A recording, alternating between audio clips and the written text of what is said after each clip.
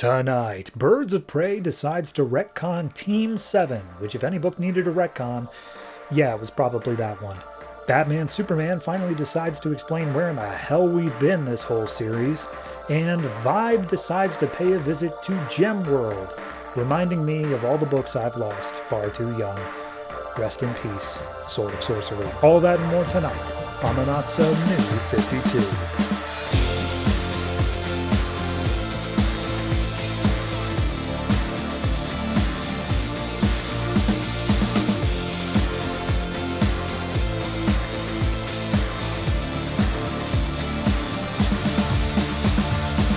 Hello everyone and welcome to episode 111 of the Not So New 52. I am your host and I record this opening bit after I talk about all the comics just so I know if there's something I need to bring up at the beginning. But I've been going for like 3 hours now and my head is killing me. So I'm just gonna go through this intro as fast as humanly possible. Forgive me if I'm not as cheery sounding as I usually am. That being said, there is one thing I did want to bring up, and it's absolutely a nothing issue, but I did want to talk about it. For those of you who watch the video version of this show, you'll know that I put the comic on screen along with a little colored border that says, here's what family it belongs to. For instance, green is Green Lanterns. A red border is the Justice League family, so on and so forth. Typically, I've been pretty good at just, if a book does not have a definitive family that it's a part of, for instance, a couple of the miniseries that came out towards the beginning of New 52, I just kind of guess, I say where it should go. However, if it does have a definitive family, I use that, except that the spin-offs to Forever Evil, Rogues Rebellion, Arkham War, and Argus, they each say that they're part of the Dark family of books, which, I'll be honest, I just blanket disagree with. I don't think they are. I think they are Justice League books because it's a Forever Evil event, and the Forever Evil book itself is a Justice League family book. So I'm just going to put them in the red border. I told you this is a meaningless point. It has absolutely nothing to do with it. But I had to make that choice. So I want you to know that it's not because I'm stupid. It's because I willingly chose to be stupid. So yeah, that's that. Anyway, comics coming out this week. I'll just list through those real quick. We have the new #1 of Forever Evil, Rogues Rebellion, as well as various numbers for Batman and Robin, Batwoman, Birds of Prey, Red Hood and the Outlaws, Batman Superman, Supergirl, Green Lantern New Guardians, Justice League of America, Justice League of America's Vibe, Wonder Woman, Animal Man, and Pandora. That is in absolutely no discernible order because a bunch of these are events. We got Pandora and JLA are both part of the Forever Evil event, and Green Lantern is part of the Lights Out event. So those will be coming before all the rest of them. But yeah, that's basically it. I need to get some ibuprofen, but before that, let's jump right on in to Forever Evil.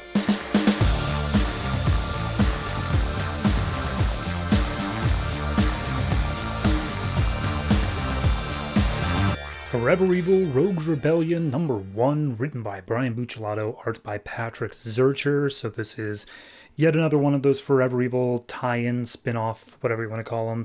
And this one revolves around Flash's Rogues Gallery and what they're up to. So necessary reading for this is the Grodd tie-in during Villains Month.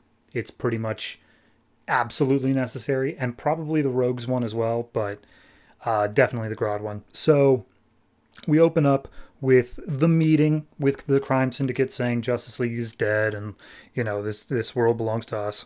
And the Rogues are looking on and they're like, that's not really something we're into.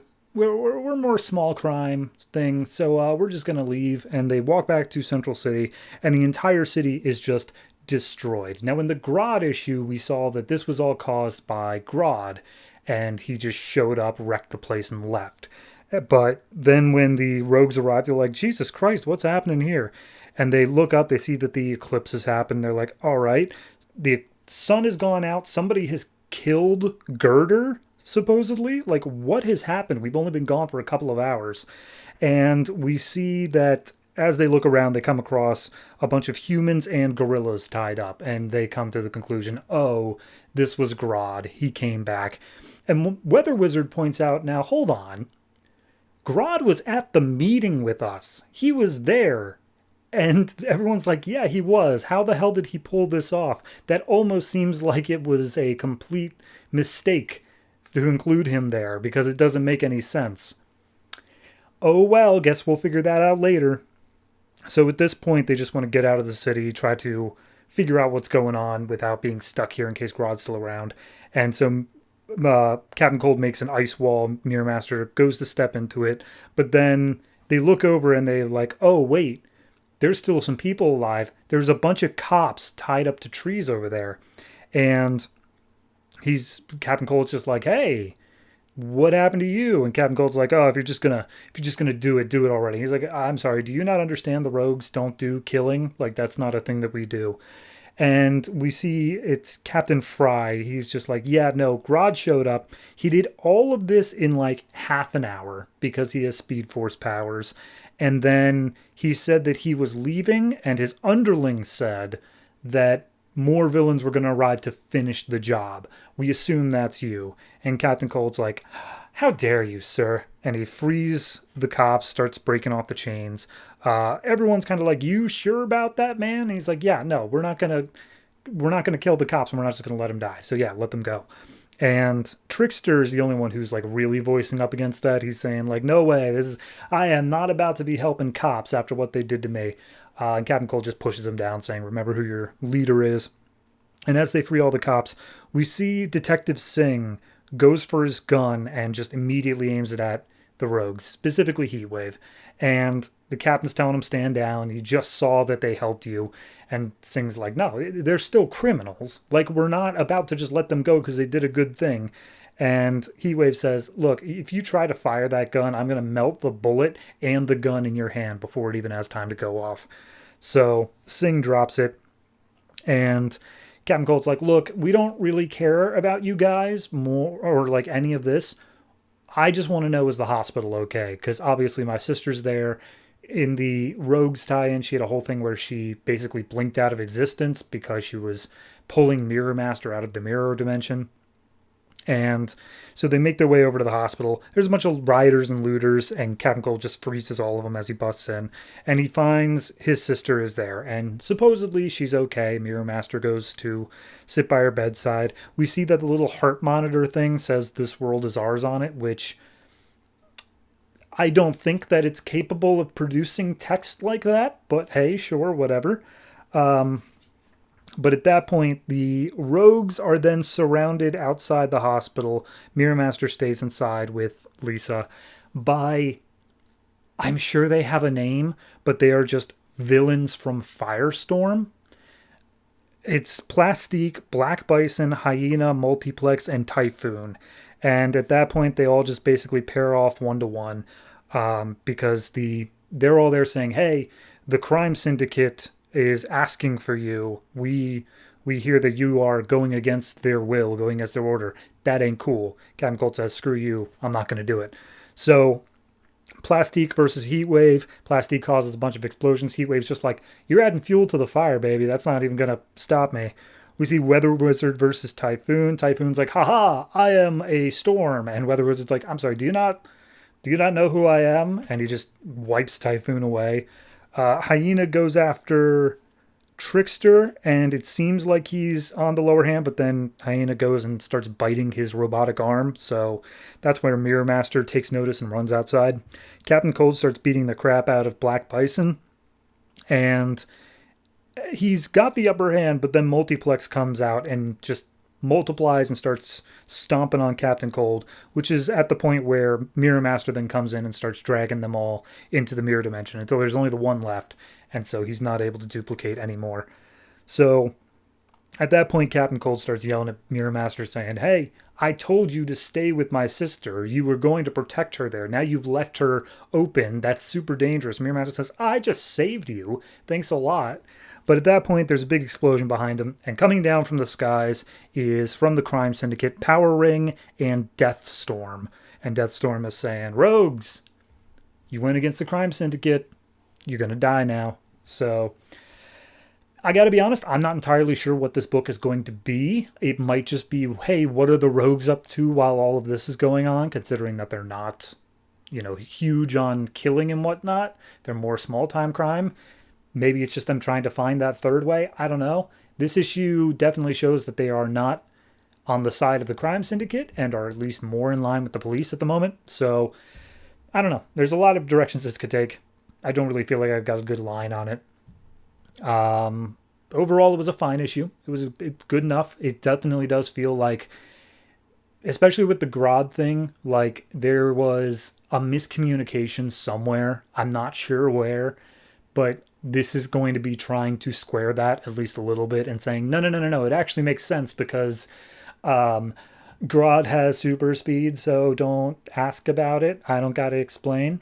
So I'm just gonna see where the punches roll with that. All in all, this is probably a solid, I'd say 6.5. It's just not a whole lot happening yet. I'm sure that we'll get more development as we continue, but as it stands now, this definitely feels like a skippable spin-off to Forever Evil, but who knows? It could easily change in just a single issue.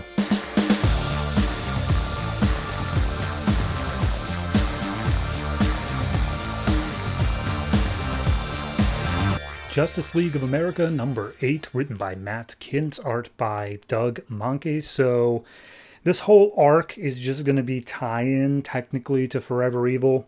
And I think it's basically, hey, where are the heroes? What's going on there? So we open up with the crime syndicate meeting saying, this world is ours, blah, blah, blah. And we get Stargirl's narration over top of it, basically just recapping for anyone who didn't read the issue, but she's also reaching out to Manhunter, like telepathically, like, hey, can you hear me? Who are those guys? Why are they so strong? Are the Justice League dead? Find out this issue.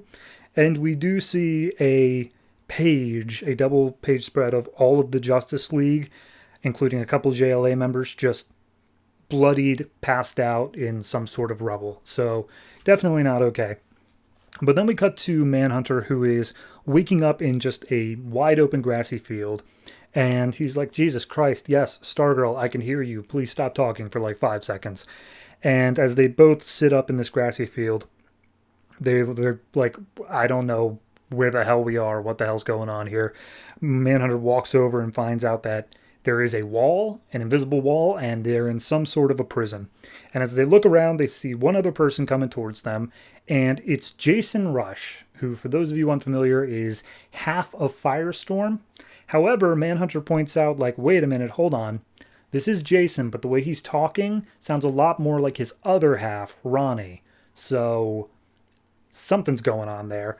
But Jason's basically coming up saying, like, hey, great, new people.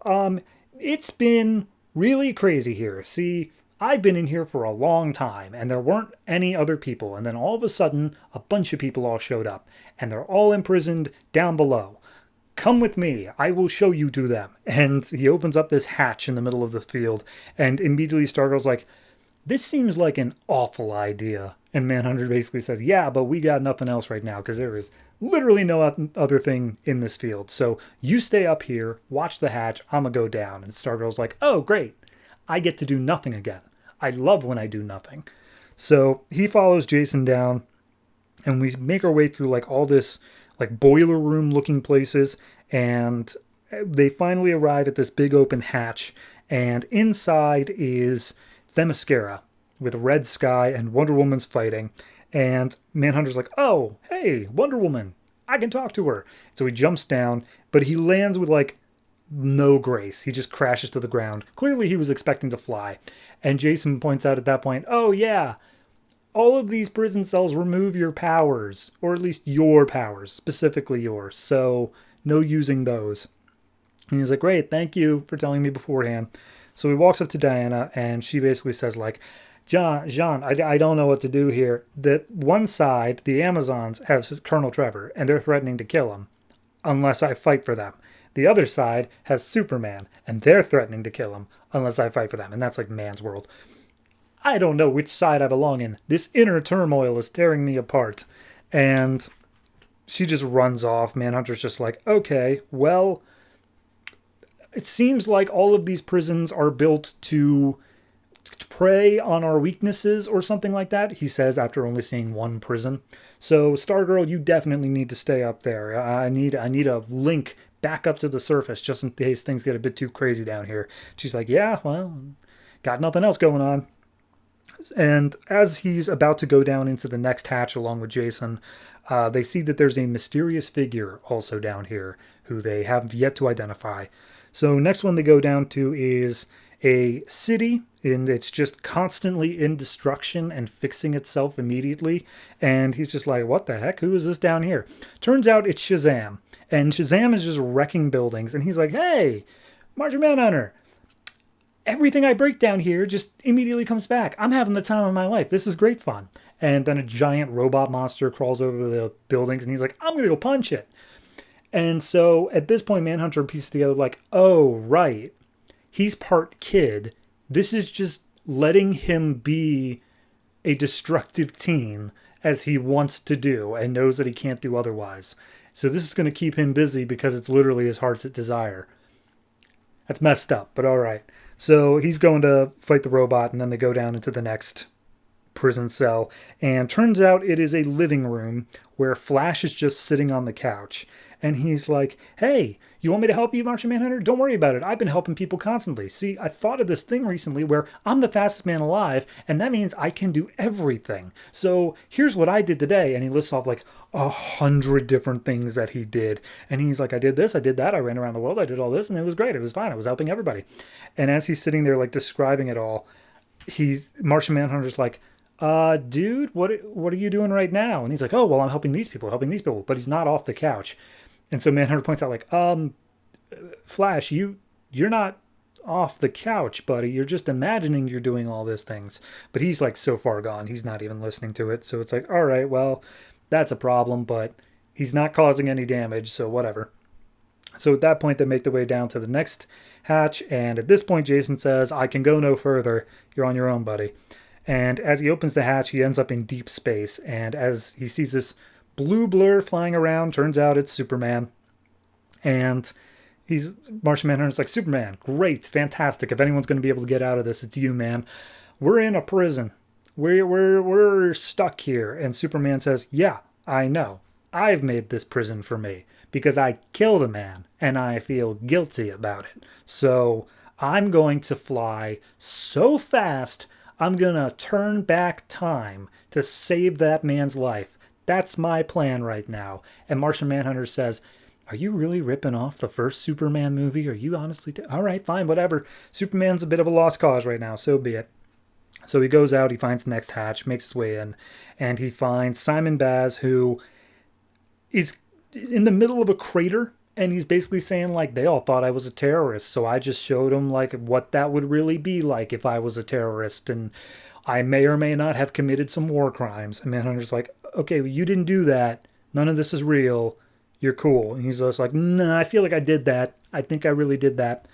So final thing we get is Stargirl saying, hey, Manhunter, you might want to get back up here because I found a way out. Like you tried for all of 30 seconds and I just found a way out on the other side.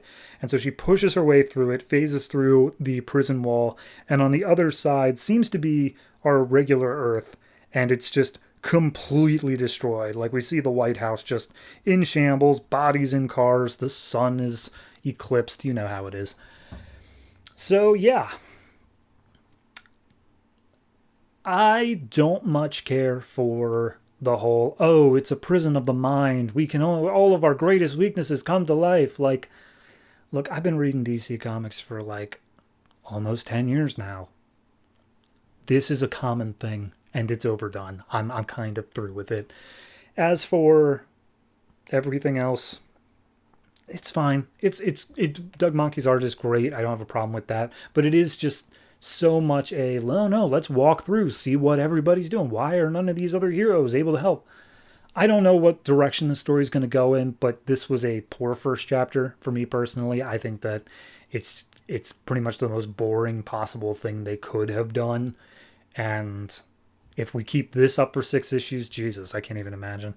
So I'm going to give this one just I'll give it a 5.5. It's above average, but I think that it's just a weak outing in general. So improve next time, please.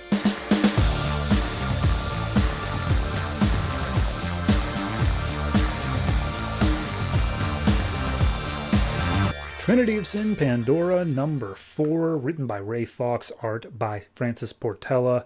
So last issue, who cares? Because it has actually nothing to do with this issue at all. Last issue, she was learning how to fight the sins and was like winning. And then we just never get to see how that wrapped up, because this is now Forever Evil territory. So we open up with the Outsider opening up Pandora's box, opening the portal to Earth 3. And as he does so, Pandora's like, oh my God, he destroyed the box. He shattered it. And then there's this big blast of light. And then Pandora is next to a world just littered with skulls next to the U.S. Capitol building. And as she walks around, she sees a U.S. flag, but it's like inverted colors. It's the opposite. And she's like, wait a minute, this isn't right. Where the hell am I? And we see the Earth 3 version, because it's very obvious at this point. She's on Earth 3. She got teleported over during the portal thing. And when she got teleported over, she sees the Earth 3 version of Martian Manhunter. And he's just like, did they make it through? I opened the portal for them and they left me behind like a bunch of bastards. And she's like, I don't know what you're talking about. I have no idea what's up. And just like, oh, whatever. Our world is doomed anyway. I've opened this portal for them for conquest purposes, so good luck to them. And he falls down dead because his eyes have been burned out of his skull. And as he's dying, she shakes him. She's like, tell me how I stop this. Tell me how to get back home. And then all of a sudden, her body starts glowing, and she says, right, the curse. It's going to bring me back to my reality, because it's not going to let me ever leave it. Like, it doesn't let me die, but it also doesn't let me leave Earth 0. So that's cool. So she teleports back, and when she arrives, she sees the box is broken on the ground, and she's like, okay, that's dealt with. I can't feel the spirits of the sins either, so I guess that was dealt with off camera as well. What in the hell happened here? So then 2 days pass, and we cut to Marcus, the guy who was the weapons guy for Pandora. And he's basically saying, like, world's gone to hell out there. It's forever evil. Sun's been eclipsed. You know, all that stuff. Chick, gonna fight against whoever comes knocking at my door. And there's a knock at the door. It's Pandora. So she walks in and is like, Marcus, you should know I would never abandon you, but I'm going to need your help one more time. And she dumps out the pieces of the box and says, we need to fix this. Because if we can open it again, then we can get all of them back through. Because it's a portal. Get it? That's the plan now. That's what we're going to do. And Marcus is like, Pandora, you know that you and I have a rich history. Because you saved me from like an orphanage. And you raised me all your own. And a bunch of other things that I had no idea about. But this seems crazy. This is otherworld tech. There's no way I can do anything. The Justice League is dead. And she's like, I don't think so. And he's like, okay, well, last I talked to you, you were going to see them and now they're dead. Are you evil? Do we need to cover that a little bit? So at that point, she says, like, look, I get it. I understand why you're scared or whatever, but you know me. You know I'm all on the side of just taking care of evil, getting that pushed away. I'm not going to be killing the Justice League. So can you please help me repair this box? Then we got to Vandal Savage in Mexico, where he went to a tiny little village and he's just killed everybody. All the women, all the children, all the men, all dead. He left alive one old woman, and he basically says, I just killed your entire village for absolutely no reason. What does that make me? And she says that you're the devil. And she's like, no. The devil was once an angel. He has good in him. I don't have good in him. Because if you remember way back, I think actually just last issue, Vandal Savage tried to open the box, and it didn't because he wasn't pure evil. So now he's trying to prove that, no, I am actually pure evil. So he kills the old woman, and he screams up at the heavens like, do you hear me, Pandora? I don't have any good in me. So Marcus is starting to put together the box, and he's just like, I don't I don't even know where to begin with this, but yeah, I guess I'll help as best I can. But if you have any more information as to how it gets put together, please let me have it. And she thinks for a minute and says, wait a minute, the outsider, the one who opened the box, he'd know how to do it. I'm going to go get him. And Marcus is like, he'd work with you? He's like, no, he wouldn't work with me, but I'm not going to give him a choice.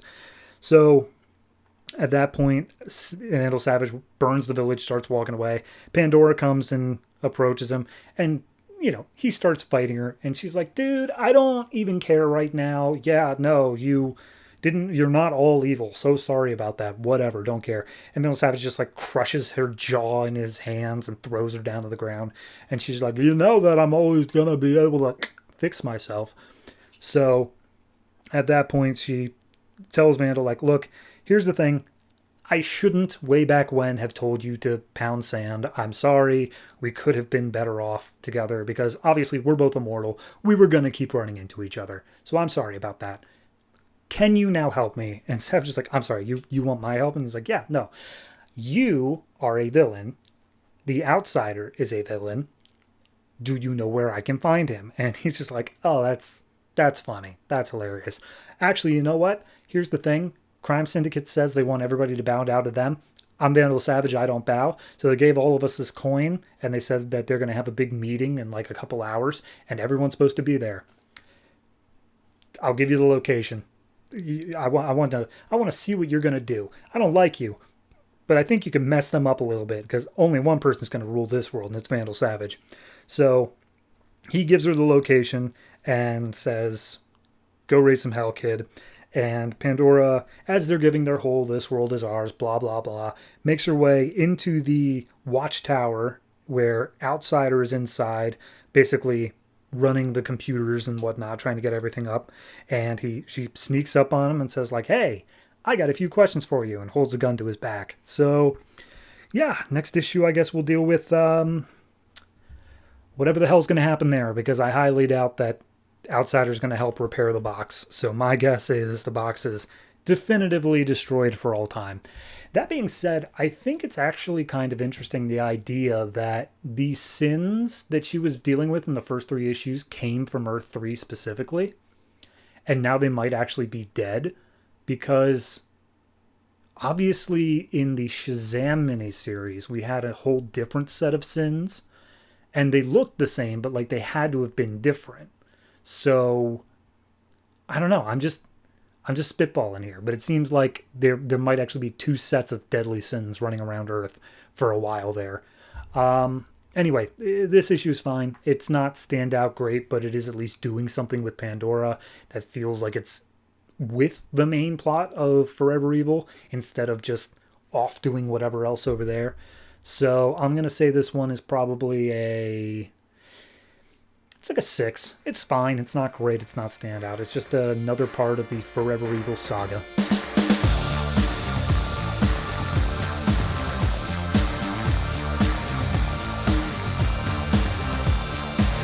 Green Lantern New Guardians number 24, written by Justin Jordan, art by Brad Walker. This is the next part of the Lights Out event, and last time, Oa blew up.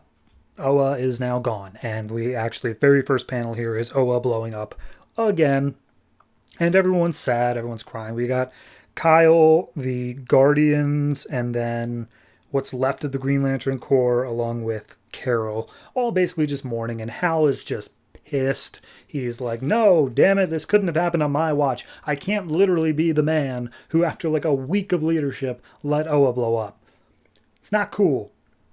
So at that point, he says, oh, we got to go. We got to fight Relic. We got to do whatever we can. And everyone basically tells Hal, all right, cool it. We're all running on battery power now. We're not going to last that long. Relic is way too much for us right now. We need to come up with a different strategy. We need to do something else rather than fight him head on. And Hal basically is like, okay, fine. If we got to do something else, we're going to Yzmalt. Guy Gardner's there. He's a Red Lantern now. Yes, I'm sorry I didn't tell you all.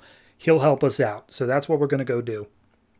And as they are about to start making their way there, Kyle's like, hold on, does anyone else hear that? It's the entities. And then we see the entities for the white, blue, orange, green, violet, and indigo all just show up and blast their way inside of Kyle's body. And so when he comes out, he's got like a parallax vibe going on in terms of he's the host of a bunch of entities. And everyone's just kind of standing around like, does anyone understand what the hell's going on right now? No? Anybody? No? All right, cool. And then Kyle just starts flying away. And Hal and Carol are like, dude, hey, Kyle and or entities, whoever's listening right now, we could actually use some help. Could you maybe, I don't know, do anything right now? And he's not responding, so Hal gets in his way, tries to block him. Carol also is just like, Kyle, you know, me and you, we got a bond now. We went through a whole bunch of stuff in New Guardians. Can you hear me out now? And we see Predator, the violet entity, I always forget that word, is like, look, I can hear you, Carol, I get it, but none of you lanterns matter anymore. This is way above any of you individuals. So just blast past her. All of the Green Lantern Corps then are told, you know, use your rings, bubble them up, don't let them out. And Ion screams out like, Hal, don't you understand? I am literally your entity. You stop this right now. And they keep on blasting, saying like, hey, look, we get it. Rilek, he's killing you all. We want to help. We want to stop him. Just tell us what we need to do and also help us in return. And Kyle busts out of the thing saying like, Relic isn't the problem here. This event's going to be over in like 2 weeks. Our thing is bigger and we're going to have to deal with that. So bye-bye. And so he waves his hand and a thing of energy, probably from the Indigo tribe, basically teleports them clear across the universe right over to Yzmalt. So they're unable to get back to him because they're so low on powers. It's like, all right, well, whatever Kyle's going to do with the entities, he's just going to do. We'll just deal with what we can. Let's head down to the Red Lantern planet. So we cut across to another sector where Jon Stewart and his ragtag group of rookies are freaking out because they're like, oh, God. Oh, geez, this planet you told us to look for isn't here. What are we supposed to do? I'm freaking out. And one of them loses control of his rings. Starts choking in space, and John's like, hey, it's cool, it's good, planet's here, it's just got a cloaking device on, you just got to know the magic words. And he moves his hand and says knock knock, and of course it is the Indigo tribe's planet. And they land on the planet and just like, yep, nope, it's a hidden planet, it's hard to find, but luckily I know who we're looking for here. And so they land on the planet. They're immediately surrounded by the Indigo tribe, and he asks, well, I'm looking for the Indigo tribe unless one of you is Natromo, which I believe is the guy who made the Indigo rings, but I could be wrong. So we cut back to Kyle, and he's not even in control of his body anymore. It's just all of the entities talking in his head. And it's like, okay, we're close to being complete, but we're missing the yellow entity Parallax and the red entity of the Butcher. Those are the only things we need in order to become complete. We got to go get them. Parallax is going to be a real pain in the ass to get because Sinestro is currently in control of him, but we can hear the Butcher. We can hear him. He's calling out. He wants to be found. He's angry. And one of them's like, he's always angry. That's this whole thing. So at this point, Kyle tries to fight against it, but he's like, it's like fighting against 7 oceans all at once. It is impossible to do. And as he is trying to do it, he's like, I can't. I'm all alone. I can't win this fight. And then the Guardians show up, and they're just like, Kyle, you certainly are not alone. We're here to help you. And the entities inside are just like, hey, you can't hope to stop us. Like, we're the entities. We're going to do what we're going to do. And the Guardians explain, like, we managed to take down one of you. The Green Lantern one, like, we've contained one of you. We are stronger than before. We can take down all of you now. And so they're just bluffing. And they start trying to fight against the entities as best they can. But in actuality, it's just causing the entities to get distracted long enough that the internal fight with Kyle is easier for him to win. So he starts using the entities against each other because every one of them beats another one. And so he's like, okay, I got it. I can do it. I can get across this. And he does manage to free himself from the entities' grip on his mind. They're still inside of him, but they aren't controlling him. And so the Guardians are like, oh, thank God, Kyle, you managed to pull it off. And he's like, yeah, were you actually going to be able to contain them? And he's like, no, Jesus, no, we had no chance of that. We were just hoping to give you a fighting chance. So at that point, he says, yeah, okay, so we should probably make our way over to Yzmalt and we'll help the rest of the Green Lanterns take down Relic. And Kyle says, no. Look, I was listening to what the entities were saying and I was feeling what they were feeling. We have to help Relic. He's actually right. So, yeah, that's all going to be next issue of Red Lanterns. And I think there's an annual that's going to wrap it all up after that. But interesting turn. I was always intrigued by this entity stuff as soon as it started happening of, oh, the entities are dying. What does that mean? I was kind of hoping it wasn't going to be directly involved in this event, but it does seem like it is basically just going to be the light is actually dying. We are almost out. Relic was right, and so we have to be real careful with how we use it from now on. And I'm not saying that it's a bad turn. I'm actually very interested in it, but I do kind of wish the entity stuff was a longer term goal rather than being wrapped up all right now. So all in all, I'll say this one's probably a solid 7. It's a bit talky for me, especially when Hal's like complaining about, no, I can't believe the Corps would do that. We got to go and we got to fight. We got to fight them. It's just like 2 straight pages of dialogue where that's all that's being said. So bit too wordy for me, but it's still a solid 7. It's still forwarding the story nicely. I'm not sure how they're going to wrap it up as quickly as they need to with only Red Lanterns and an annual left, but I'm sure they figured it out. So we'll take a look at what's happening then. All in all, decent issue.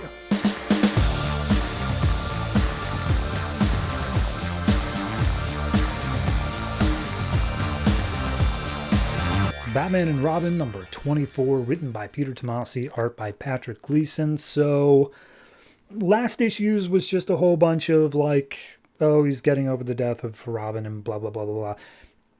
But there was this whole thing at the end of some of the issues where Two-Face was showing up and doing things. And now we finally get payoff on that because this and the next several issues are Batman and Two-Face rather than Batman and Robin. So yeah, so we open up with Two-Face. He's asleep. A fly lands on his open eyeball on his scarred half.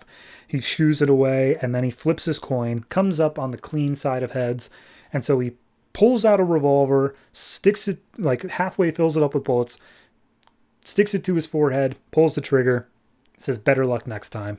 So, already, gruesome intro.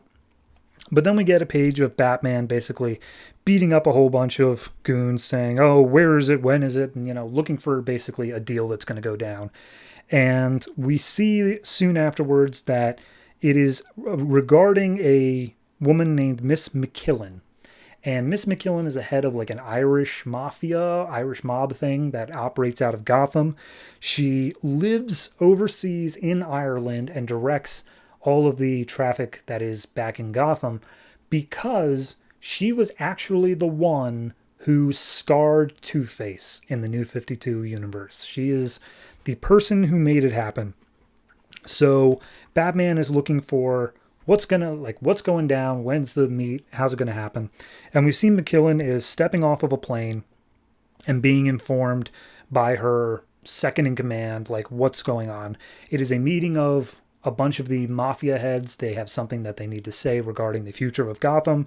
And McKillen's like, look, I'm going to this thing. I'm going to be like half an hour tops, and then I'm back on the plane. I'm not letting Batman or Two-Face get a hold of me. So we cut back over to Wayne Manor, and Alfred is digging up the graves, I believe, of Talia and Damian, if I'm correct, because obviously both of them are dead. And I think that we saw in a previous issue that the grave of Damian was actually dug up somehow, but also apparently Talia's is now. I don't know. Regardless, Batman says, leave it open. I want a reminder that somebody took him out. And I think we all know who, based off of the 2 people that were taken. It's Roz. Whatever Roz is up to, he's going to have my undivided attention. So we cut to the meeting of the mafias. And it's basically the thing from Batman Year One. They're saying like, hey, there's a bunch of costumed crazies out there running the city. Screw them. We run this town. And we're going to continue to run this town. So, yeah, collectively, all of us are going to work together, all these different crime families, to take down all the costume crazies.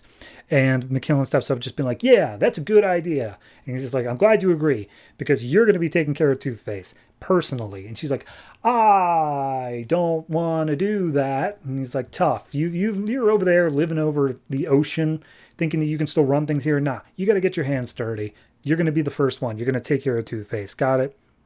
And she's like, what about Batman? And he's just like, oh, Batman's a problem for all of us. Don't get caught. So we see McKillen is training her second in command's like, hey, you never came back to the plane. And she's like, yeah, I apparently now have to kill Two-Face. And by the way she's training is she's punching a boxing, like a punching bag, but strapped to it is a guy who was apparently stealing some money from her or something. Actually, you know what? Who is this guy? From one of our brothels. He went a little too far with one of the girls. So he's not a good dude, but he's getting the ever-loving crap kicked out of him and strapped there without any ability to fight back. So either way, she's punching this guy saying, yeah, I'm just going to take care of Two-Face. And her second in command, who's also her cousin, by the way, is like, well, you know, maybe you let things get a bit personal between you and Harvey Dent. And I think that may have made things worse for everybody. And she's like, I'm sorry, are you talking back to me, the head of the McKillen crime family? And he's like, oh, no, not at all. Sorry, blah, blah, blah. So at that point, windows start crashing in, tear gas, all that stuff. The cops have figured out where McKillen is. And so she takes an exit strategy, which is going down into an underground hatch as the police arrive. She hops onto a motorcycle and just ramps it out of the building into the Gotham River, where she is able to get away without being noticed. And there's a news chopper flying around reporting all this. And we see not only Batman noticing the news, but Two-Face, who's currently doing a robbery at a bank, he sees it on TV. And the news says like, oh, it's McKillen. She's back. And Two-Face is like, oh, well, that's something. And we get the flashback as to how it happened. Now, it didn't happen in the courtroom. The way it happened here is that Two-Face was knocked out. He comes to, and he sees McKillen there, and she's wearing his wife's clothes. His wife was Gilda Dent. And Gilda is stabbed through the heart next to him, just already dead. And McKillen basically says, hey, Harvey, you could have just had a cushy job as the DA, but instead you decided to push too hard, and now the McKillen family is going to get you back for that. So I'm gonna basically kill you here and now with your dead wife next to you. And if you apologize to me, then I'll make it quick. And he basically says, screw you, you're a piece of scum.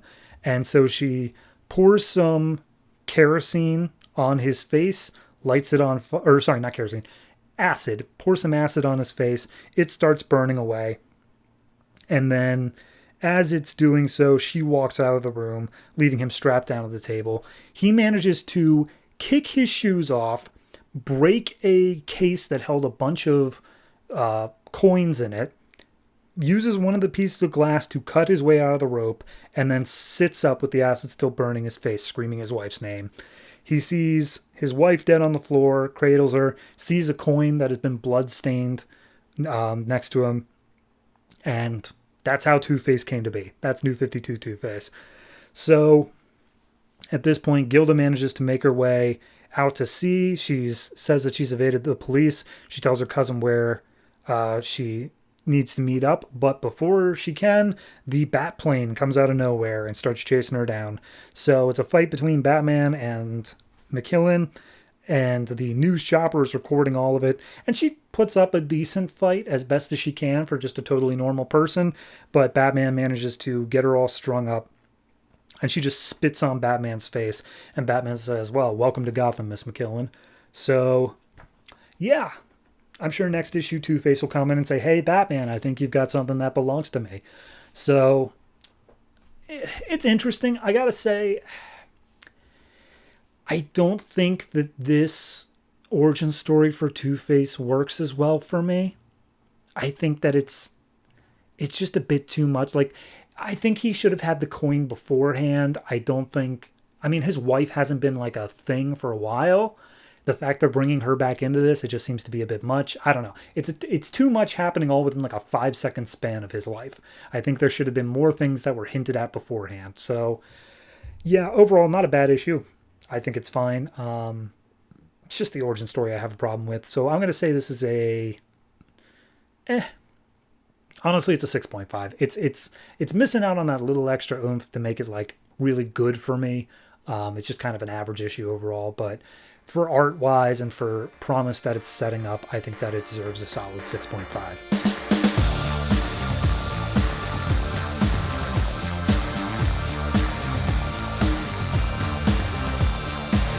Batwoman number 24, written by J.H. Williams III and W. Haden Blackman, art by Trevor McCarthy. So last issue was kind of just a pacer issue, while all of the plans got put into motion. The DEO wanted Batwoman to attack Batman, and therefore to get them out of hiding, they sent a whole bunch of Batman villains loose on Gotham.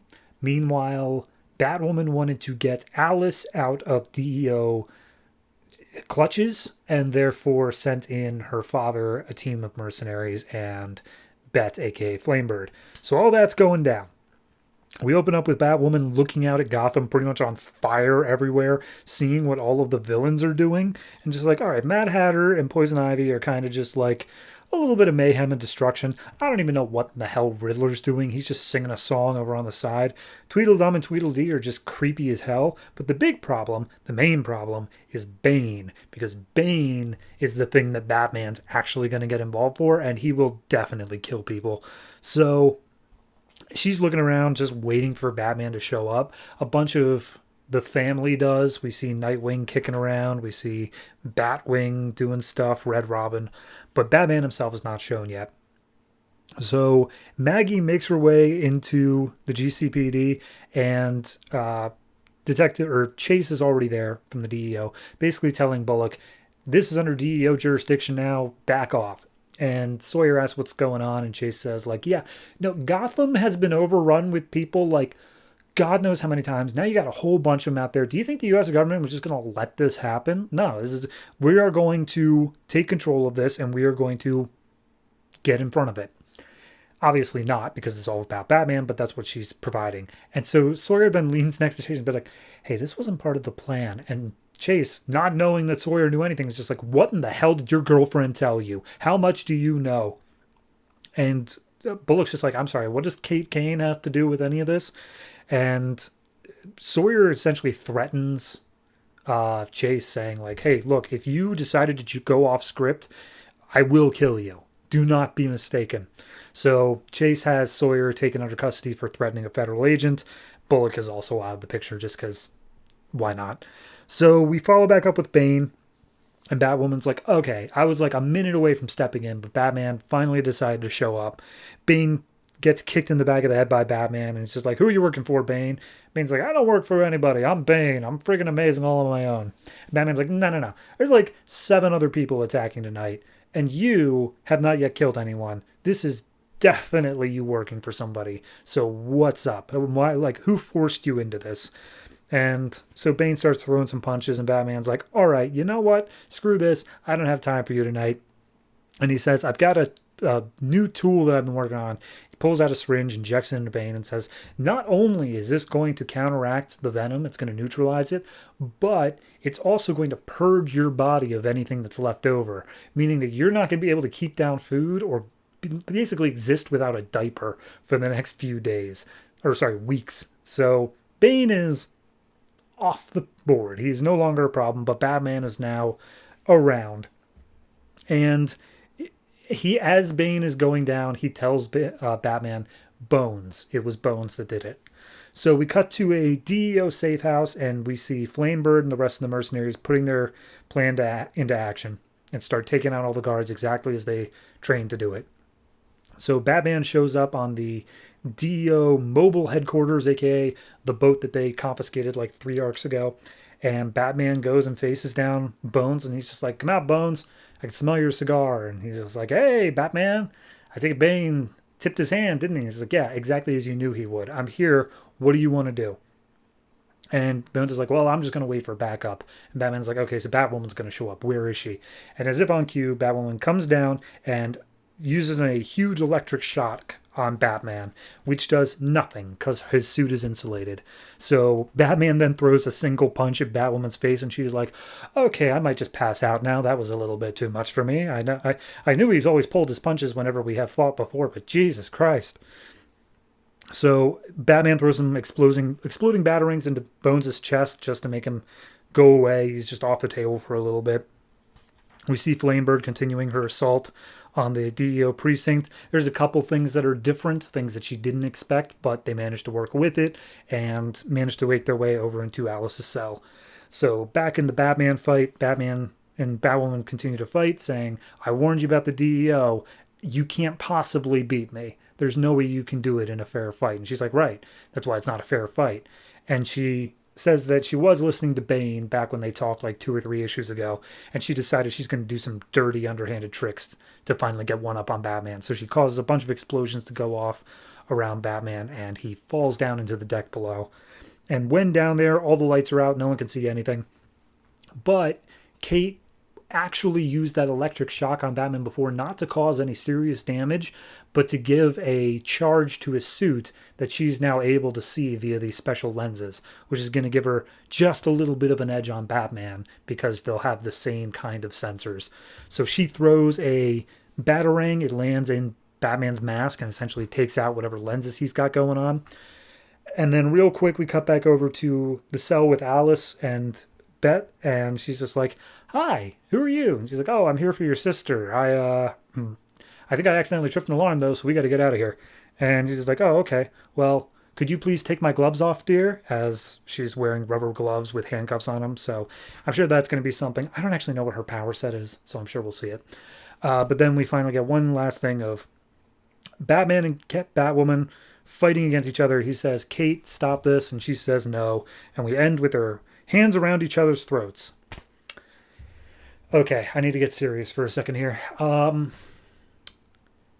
At the DC offices around this time, essentially the writers were told that in no uncertain terms, Batwoman was not to be married. She was not allowed to get married to Maggie Sawyer, and they were also forced to make some major changes to this issue, or what was going to be this issue and the next issue, as well as they were told they were not allowed to look into like Croc's origins and stuff like that. So basically the writers left after this. There's one more issue they're going to do, which is a tie-in to 0 Year, and then they're gone. Which means I've looked ahead slightly. I leafed through some pages. This story doesn't get a resolution. Not next issue, not the issue after. This doesn't actually get a resolution until an annual that is coming 6 months after the release of this issue. That is unforgivable. That is awful. The fact that DC, just from an editorial standpoint, would do that. Not only were they willing to let this writer go over such petty little things like that, but they then decide not to finish the story with the same writer, and the next writer has to come in 6 months later to wrap it all up. It's not even part of this trade. Like, it's going to be part of like 2 trades from now. That's unforgivable. That's terrible.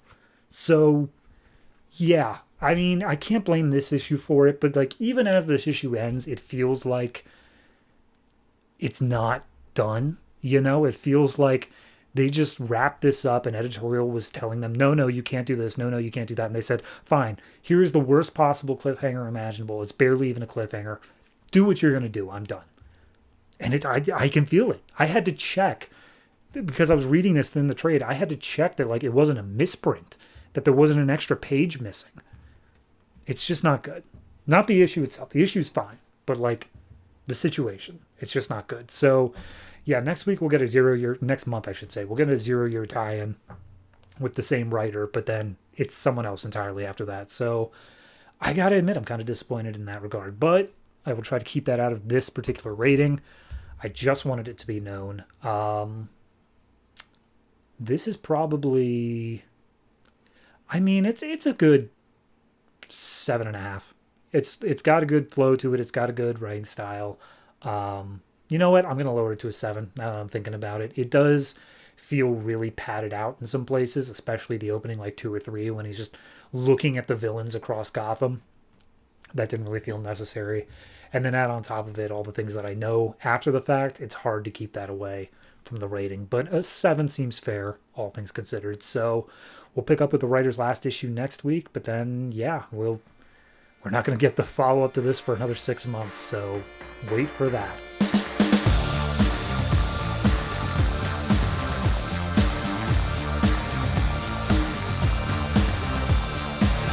Birds of Prey number 24, written by Christy Marx, art by Romano Molenaar, Robson, Rocha, and Scott McDaniel. So last issue,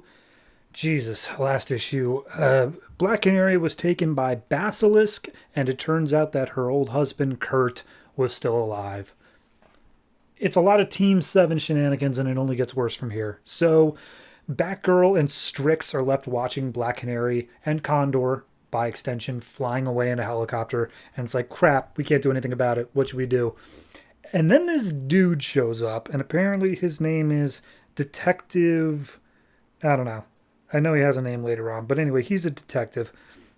And he comes up to the roof saying, hey, hi, Batgirl, don't worry, I'm not a villain. I have a mysterious benefactor who is willing to help you track these people down. If you would only come with us right now, please, time is of the essence. And Batgirl's like, I don't know who the hell you are, but okay, sure, whatever. And they even make mention of the fact of like, oh yeah, didn't you just kill your brother like a few hours ago even? And he's just like, yeah, thanks for that. Let's get out of here. So they make their way to a helicopter slash jet. It's hard to tell, honestly, with the way it's built. And they say, yep, go ahead and jump in there. Captain Garcia will be your backup, your like mercenary team or whatnot.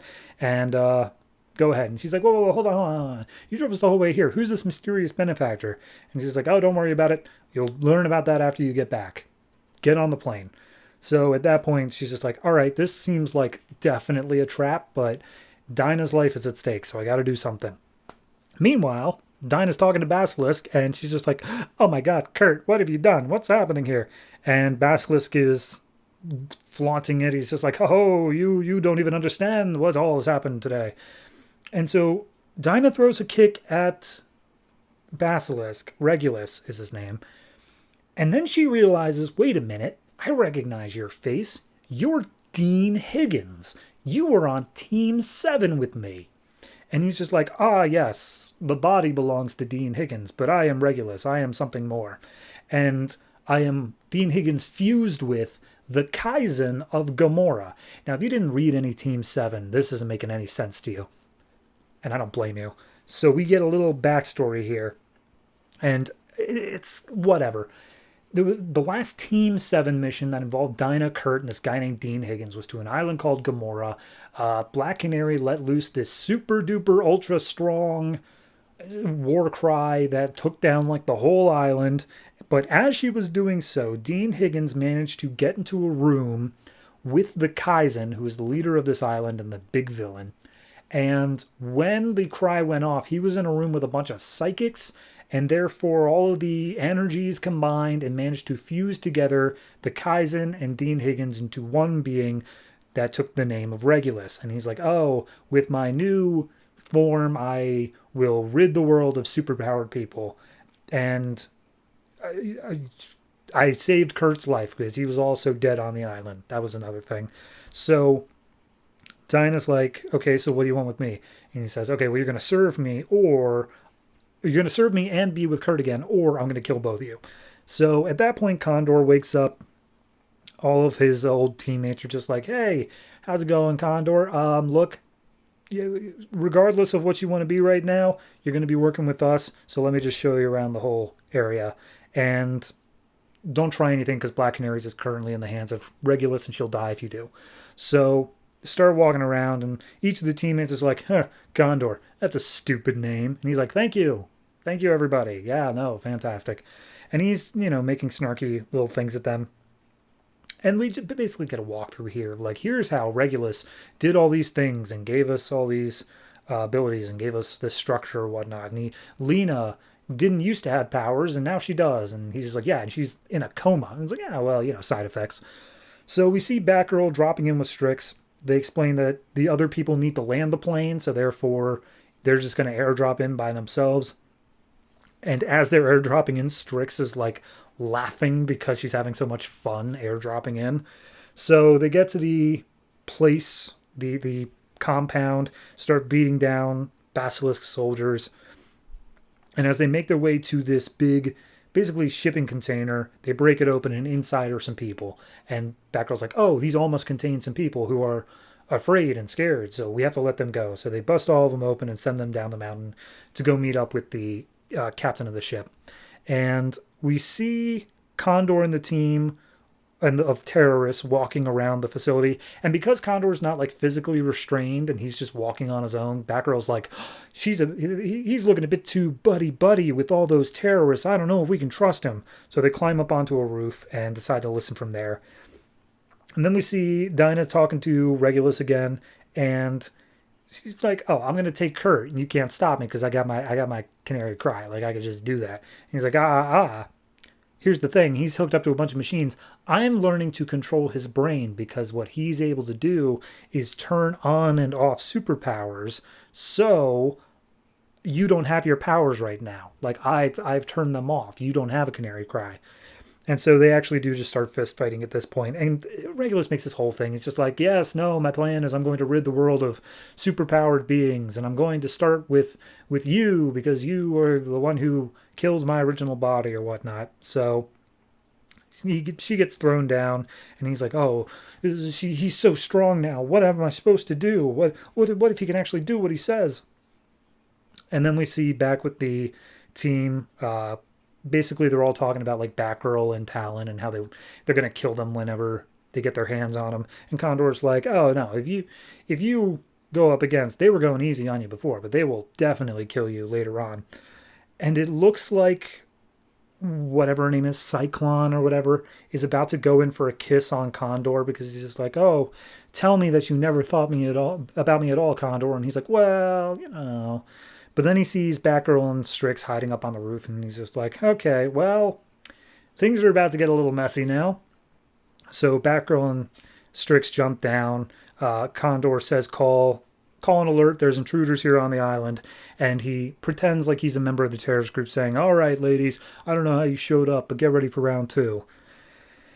And then I'm sure there'll be a fight or something. I never wanted to think about Team 7 again. And good on Christy Marx because because of what they were saying, they were retconning the ending of Team 7. I actually went back to the Team 7 trade and read the ending. And technically, it all could have happened. We never see any of that. And it's not even hinted at. But it could have happened because certain characters disappear at certain points. And it lines up. So credit for doing the legwork on that one, Miss Marx. But I never wanted to think about that story ever again. So overall, I mean, it's getting back into that thing that I didn't like about Birds of Prey when it was starting. And that is that there's a lot going on that we're just supposed to accept has happened. Like this whole thing with, oh, there's a mysterious benefactor who's willing to fund your trip to go pick. What? That's not, no, you can't just throw that out there and say, no, but it's always been a thing. It hasn't.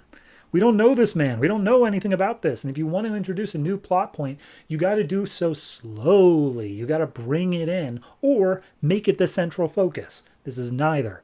So yeah, overall, it's a little bit down for me. There's just a lot in this issue I don't like. Tally that up with last month's issue. Same. It's not on a good streak right now. So I got to say this is probably... I'll give it a 5.5. I'm just not happy with it. I'm not happy with the direction things are going in right now. It's still competent. I'm still understanding what's happening, and I understand that's a low bar, but it's the only bar I have for it. So 5.5.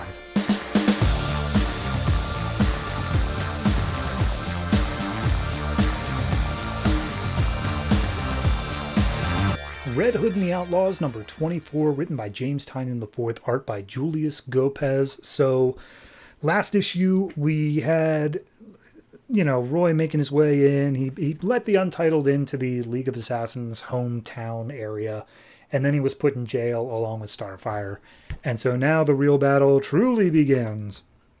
So we open up with this hooded figure making his way into the city of the League of Assassins.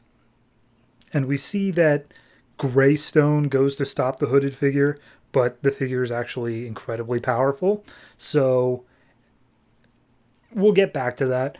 Anyway, we then get into the middle of the actual fight. We see the Untitled going up against the League of Assassins. Jason is able to use his all blades to slice through them, and it actually does a decent amount of damage.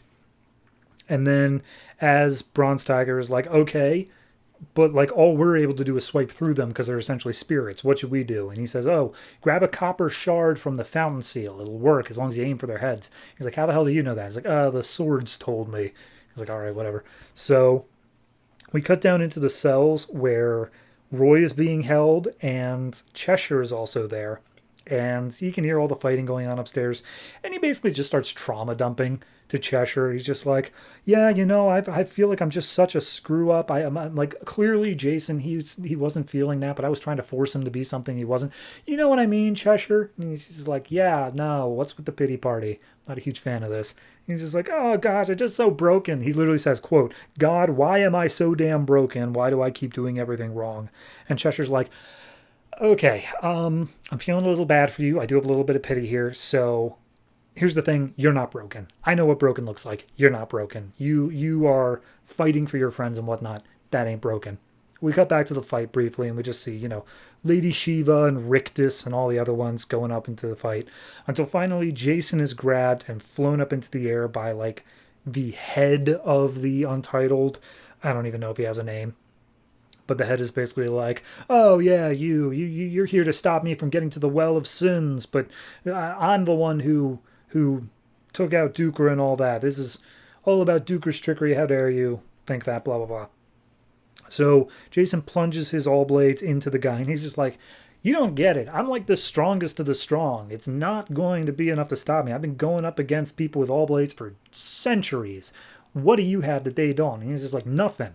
But I ain't trying to kill you with the all blades. I'm just trying to guide you. And we see that as they're falling out of the air, he's guiding this guy back into the well of sins, which is obviously the end game for all of it. And as he drops him in there, we cut back over to Roy's story, and Cheshire's just continuing on with the like, look, you did everything you could to help them, right? And Roy's like, it didn't work though. I failed. And he's like, it doesn't matter. You tried. That's not something that broken people do. Broken people don't try like that. So yeah, no, you're still a decent person. And she holds out her hand, says, take my hand, and then phases him, teleports him, whatever the hell's going on, out of the jail cell. So we then cut back over to the head of the Untitled, and he starts having his power drained out of him, and he looks up towards the other Untitled, being like, help me, brothers, please. And they all keep their distance because he's obviously basically covered in poison right now, and the power is all drained away from him. So he's expelled from the well, just a frail old man, and the Untitled are floating above Jason, and he's like, all right, surrender now, or I'm going to kick all your asses the exact same way as your master. And they basically said, oh, you can't defeat all of us. There's too many. And then Lady Shiva arrives with her Man-Bat army and says, oh, yes, we will. We're the League of Assassins. And I'm specifically Lady Shiva. You better recognize. So it comes in and starts killing all the rest of the Untitled. So, yes, actually successful there. So Cheshire unteleports, gets whatever you want to call it, arrives with Roy at the cell where Starfire is being held, which seems like just a big furnace down in the ground.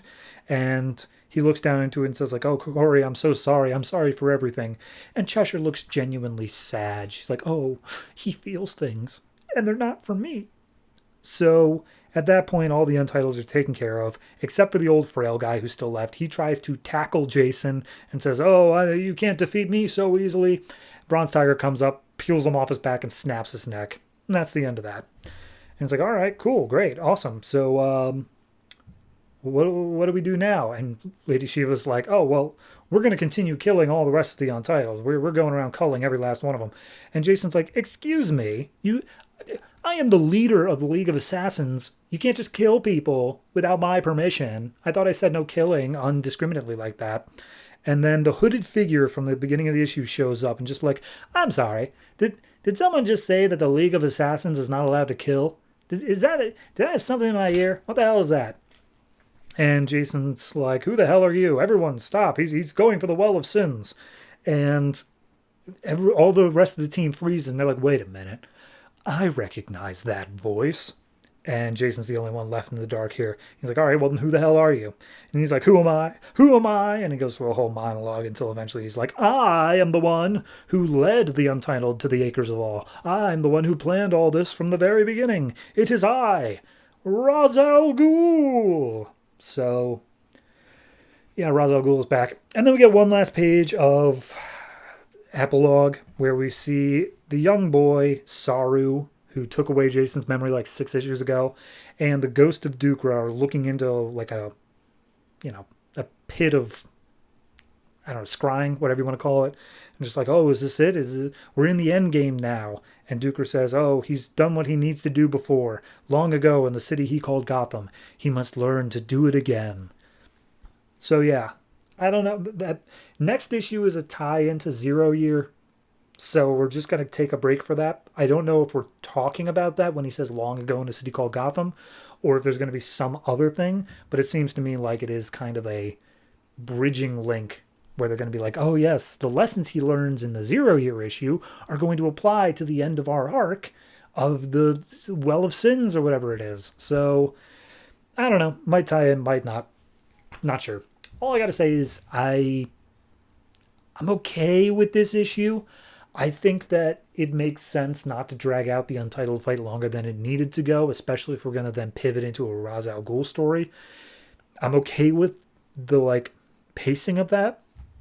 My primary issue is this Roy moping and crying about oh, I'm such a screw up. Oh, I'm so sad. And I can get it from the viewpoint of maybe they're trying to do this thing where he's opening up emotionally to Cheshire and then she'll open up to him. And that's because historically pre-New 52, they had a romance going. They were simpatico, but that has not been a thing here. And it just feels like we might be trying to speedrun that a bit too quick for my taste, in that this needs to be something where they need to have multiple encounters and grow to know each other in some meaningful way rather than just trauma dumping all at once here. It's a bit much. That's the only real complaint I have here. So all in all, I'm going to say this is a solid 6.5. It's fine. It's not quite crossing over into good territory, but it's definitely above average. And it's at least taking swings. The worst thing that this book usually does is it acts like everything's such a big deal, but doesn't actually really do anything. This is at least bringing in, no, League of Assassins. We've wrapped up the Untitled stuff. Now Ra's al Ghul is stepping in. This feels like big deals. So something, at the very minimum, earns it that 6.5.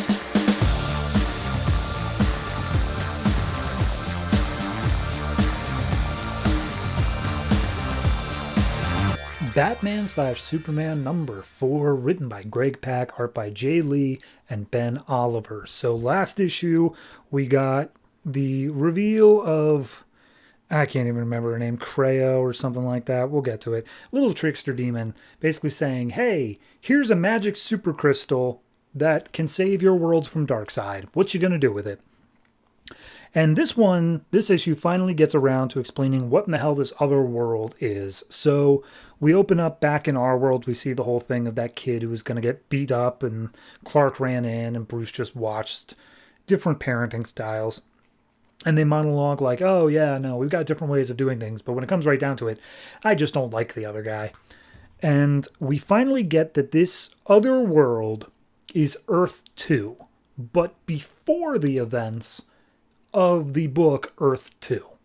This is long before all of that. So, okay, I'm intrigued now. Now that I know exactly where the place is, got it. So we open up with the super weapon, this big crystal thing. And they say, yeah, no, the trickster goddess said that it would be able to save or destroy our worlds. And right now the U.S. military is about to fire it at us. So we see Slade Wilson, I guess, is the one who's running the weapon. And he's about to fire it off. Earth 2 Superman just jumps in, heat vision Slade out of the seat. And then Batman starts firing off a bunch of poison darts at the soldiers that are left over that they're unable to attack. So all we're left with is just the Central Four again. And it's just like, oh, okay, all right. Earth 2 Superman tells them, guys, great. If you could just step aside, we are going to destroy that crystal because that is way too much power for any one person to have. And Batman of Earth 2 is like, he's right. This is too much power, kids. And both Batman and Superman of Earth Zero were like, okay, but the thing just said that, like, our world would be destroyed otherwise. I don't think we should let it be destroyed. And Earth 2 Batman's like, no, this thing's magic. It's way too powerful. It's dangerous. And we see that Earth Zero, Batman, and Superman are both like arguing for its saving so that they can save their worlds. But Earth 2, Batman, and Superman are like, no, look, we can handle anything. We're Superman and Batman. Nothing can stop that. But obviously Earth Zeros don't believe that because they're not as much of a team. So they start like moving into position. They're basically going to try to steal the crystal or like beat them more or less. They're going to try to fight against their older counterparts. And the older Superman and Batman are like, oh, that's cute. Look at them. They're like almost a team. That's hilarious. And Superman just super speeds behind the other one and just like, yeah, no, going to take you out now.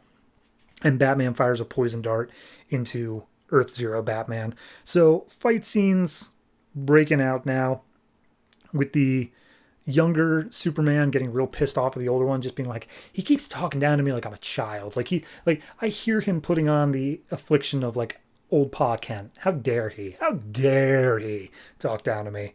So then we go up and we see Catwoman and Lois Lane are in the Batplane. And they're flying after Wonder Woman, who's still fighting against Kaio. That was his name, Kaio. And so Catwoman's like, oh, there she is. Click, fires off some missiles. And Lois is like, did you just fire missiles at Wonder Woman? Catwoman's like, yeah, she'll survive. And who knows? She might actually take down Kaio because of it.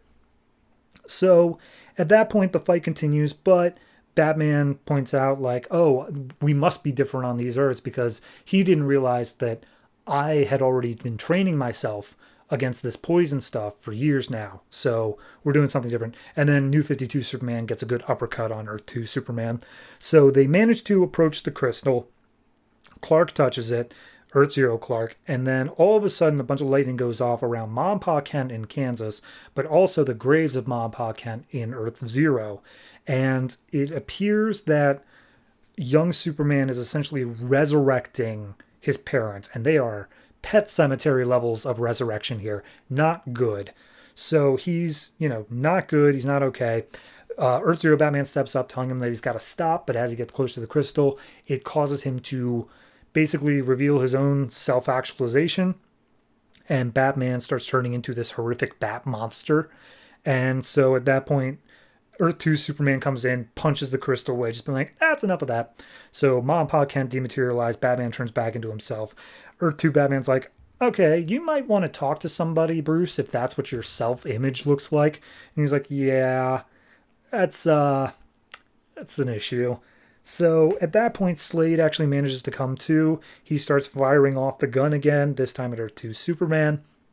Superman is getting blasted way up out into the stratosphere, and he's, just straight up and out.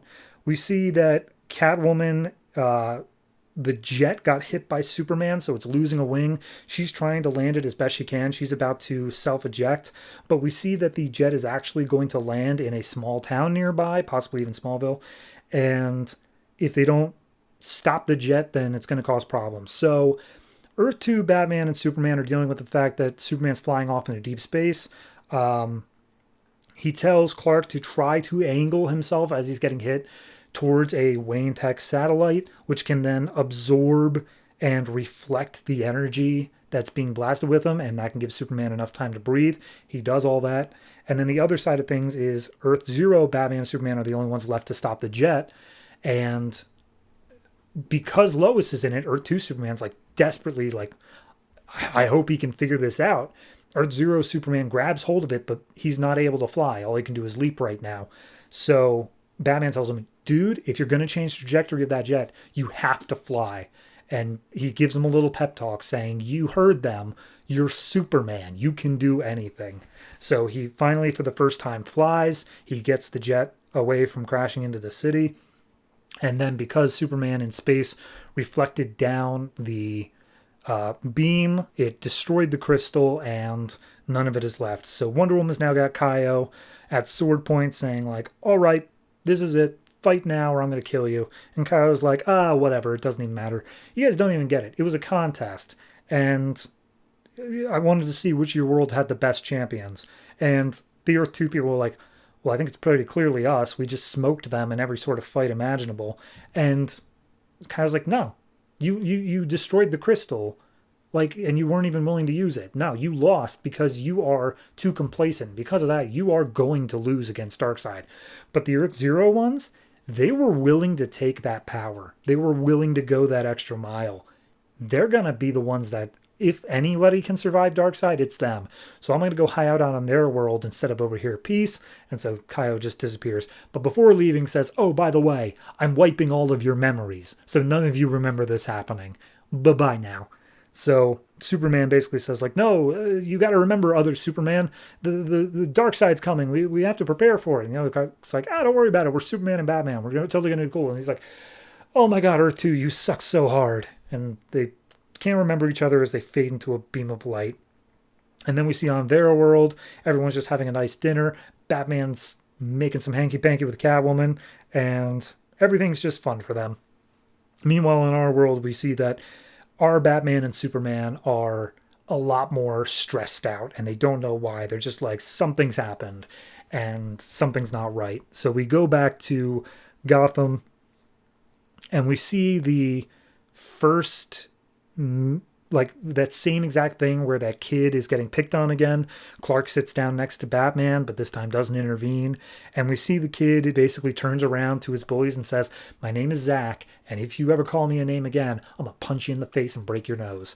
And the kid calls out saying he's a stupid, dirty little, and then Zach punches him in the nose, breaks it. And so the kids run off scared. Zach flips the bird to him. And Clark basically just tells Bruce like, yeah, maybe my way's not the right way to do everything. I can't pretend to know all that. And Bruce is like, well, don't sell your own way short. So yeah, they go their separate ways and says, yeah, I'll see you around. And we see that Kaio, the trickster goddess, has actually attached itself to Zach. And that's where Kaio will be hiding out for however long. I like the reveal that it's Earth 2 prior to the events of the book, Earth 2. I think that makes a lot of sense, and then it thematically brings it back of saying like, no, one of your worlds will survive this, the other will not. Because that's what we see. We see that that's exactly what happens.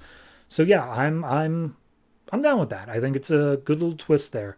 I do got to say I prefer Ben Oliver's arts to Jay Lee. Not that there's anything wrong with Jay Lee's art. It's a bit too stylized for me. But Ben Oliver brought it back down where it needed to. So yeah, no, fine issue overall. I think it does bring this arc to a very good, I want to say natural close, but it's not quite natural. It does feel like it kind of was limited by prequel, where it couldn't really do much of anything. Like I said, I think at issue 2, where it was like, yeah, everyone's got to get a mind wipe here. Nobody's going to remember this stuff. So overall, it's solid. I'll give it a 7.5. I enjoyed it. I think it was a good issue and a good first arc for Batman and Superman.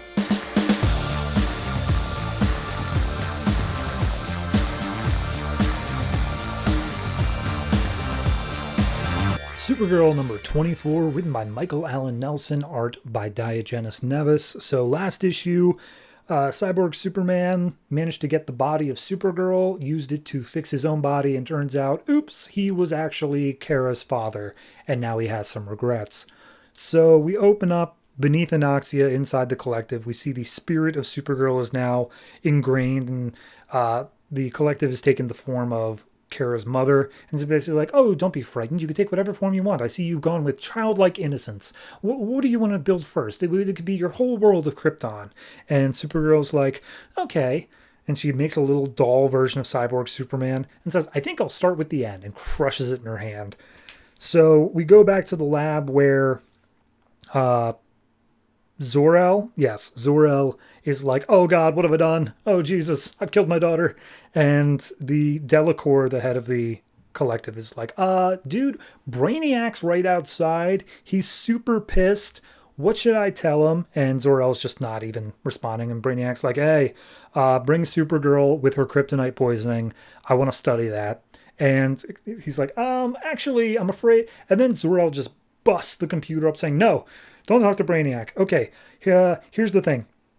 I can save her. I can save her. All you need to do is turn me back into Cyborg Superman, and then we can give her her body back. And Delacour's like, dude, what about my planet? Brainiac is pissed, and he's about to come down with guns blazing. And just like, I can save all of us, but you just got to do what I say, all right? Turn me back into Cyborg Superman, but I won't have any memory of me being me, so all you got to do is aim me at Brainiac and say that he's the one who interrupted the operation, and everything will be cool. Great, cool, awesome. And Delacour's like, okay, Jesus, fine, whatever. Anoxia, try to fight off Brainiac as best you can. So we see this whole war scene going on, and Brainiac's just like, this is inconvenient, but ultimately just an inconvenience, because I am going to straight up murder all of you. So he starts firing off drones and stuff, attacking Anoxia, and he's like, yeah, well, I'm just going to destroy the whole planet. How dare they fight against me? So Delacour's saying, okay, look, I'm ready to do this, but we got to hop on the table now. And he's like, right, totally. Here's the thing, though. When you get Kara back, don't tell her that I was Cyborg Superman. Don't even mention I was here. All you got to do is just tell, like, I know you can't tell her that I love her, because clearly that would reveal that I was here. Just tell her, go be happy. Tell her that. Tell her that she should go find happiness. Okay? Can you do that for me? And he's like, yeah, no, I'll do that. Get on the damn table, dude. We are out of time. And all of a sudden there's a loud boom. And he's like, wait a minute, is that Brainiac? Is he already here? Are we out of time? He's like, no, that wasn't Brainiac. And we see down inside the collective, Supergirl has already just gone full Phoenix mode. And she's raging and she's like, give me back my body or I'm going to burn your house to the ground. And so she's raging like crazy. The mother is like, no, please, we're already under attack. If you do this, we're all going to die. And she's like, good, you deserve it. How dare you? How dare you take away my body? You're complicit in all of this. So she's saying that she's not going anywhere until Cyborg Superman's limbs are broken. So Zor-El lays down on the table and he's just like, okay, go ahead, start it, do the thing. So he starts the thing. And Zor-El keeps on telling him like, oh yeah, remember, you have to aim me at Brainiac. And it's like, yeah, no, I get it, dude. Stop talking and let me do my thing. And we see Brainiac's drone's about to break down the door. He's doing everything he can. And he's like, oh, I wish I had more time. I never quite have enough time. And he's like, all right, whatever. But as they're doing this, Supergirl has broken free from the collective's like control and now controls all of it. And I mean, I'll just read this whole thing here. You stole my flesh, but in doing so, you made me anew. Fists with the mass of moons, legs that burn with the heat of suns. I have forged you a world of misery. Come and feel the wrath of what you have birthed. So at this point, the operation starts. The drones bust into the room. So Supergirl fires down this massive energy blast in the operating room and ends up actually managing to destroy all of Brainiac's drones that were there, so buys him a bit more time. We then see the brain getting removed, eyes getting removed, basically turning back into Cyborg Superman. And then because of that, she loses a bit of focus, and the collective is able to drain her soul back out of the collective and put it back into her own body. So now Cyborg Superman's railing against Brainiac, saying, how dare you interrupt my operation, you piece of crap, I'm coming for you. And then we see Delacour going up to Supergirl, just being like, hey, Supergirl, you got your body back. Here's your clothes, here's your costume. We gotta go. And she's like, oh, what about Cyborg Superman? It's like, he's left, he's gone, don't worry about it.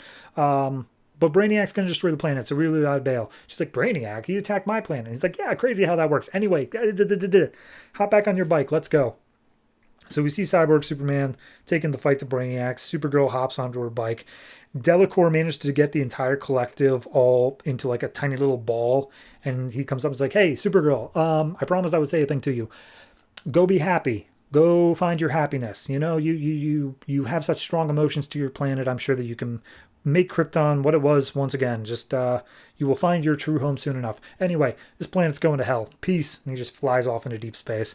Supergirl also leaves, and she's like, yeah, you know, happiness. That seems like a good idea. I guess I'll do that. But what the hell is this? And as she's in deep space, She sees the Oracle, which, if you remember from Hell on Earth, was just a thing. Next issue is Krypton Returns, because it's an event. I mean, the issue's fine. I actually enjoyed the issue. I think it did a good job of, we have the father making this ultimate sacrifice for his daughter once again to save her life from a dying planet. I like all that. The whole him turning back into a villain thing, keeping him on the table. No memory of any of this. Kara's also none the wiser. All of it. Enjoyed the concept of. It's only that last page where it's like, and next time Krypton returns. God, I really don't want to do that. But that's what Superman events are, just stopping every other book, even when they're doing something far better than the main Superman book. So overall, it's good. It's a fine issue. I really like Neves's art. Michael Allen Nelson does a good job. When Supergirl goes like full Phoenix Force mode, totally down for that. That was great writing because she was just so beyond pissed and they didn't even bother trying to hide that. So, I enjoyed all that. I'd probably give this one a solid 8. I would have given it an 8.5 if it wasn't that last page that just completely takes it down, completely takes the wind out of this whole issue, because I know what it's going to mean for the next one. So 8 for this. Good issue. God help me next month.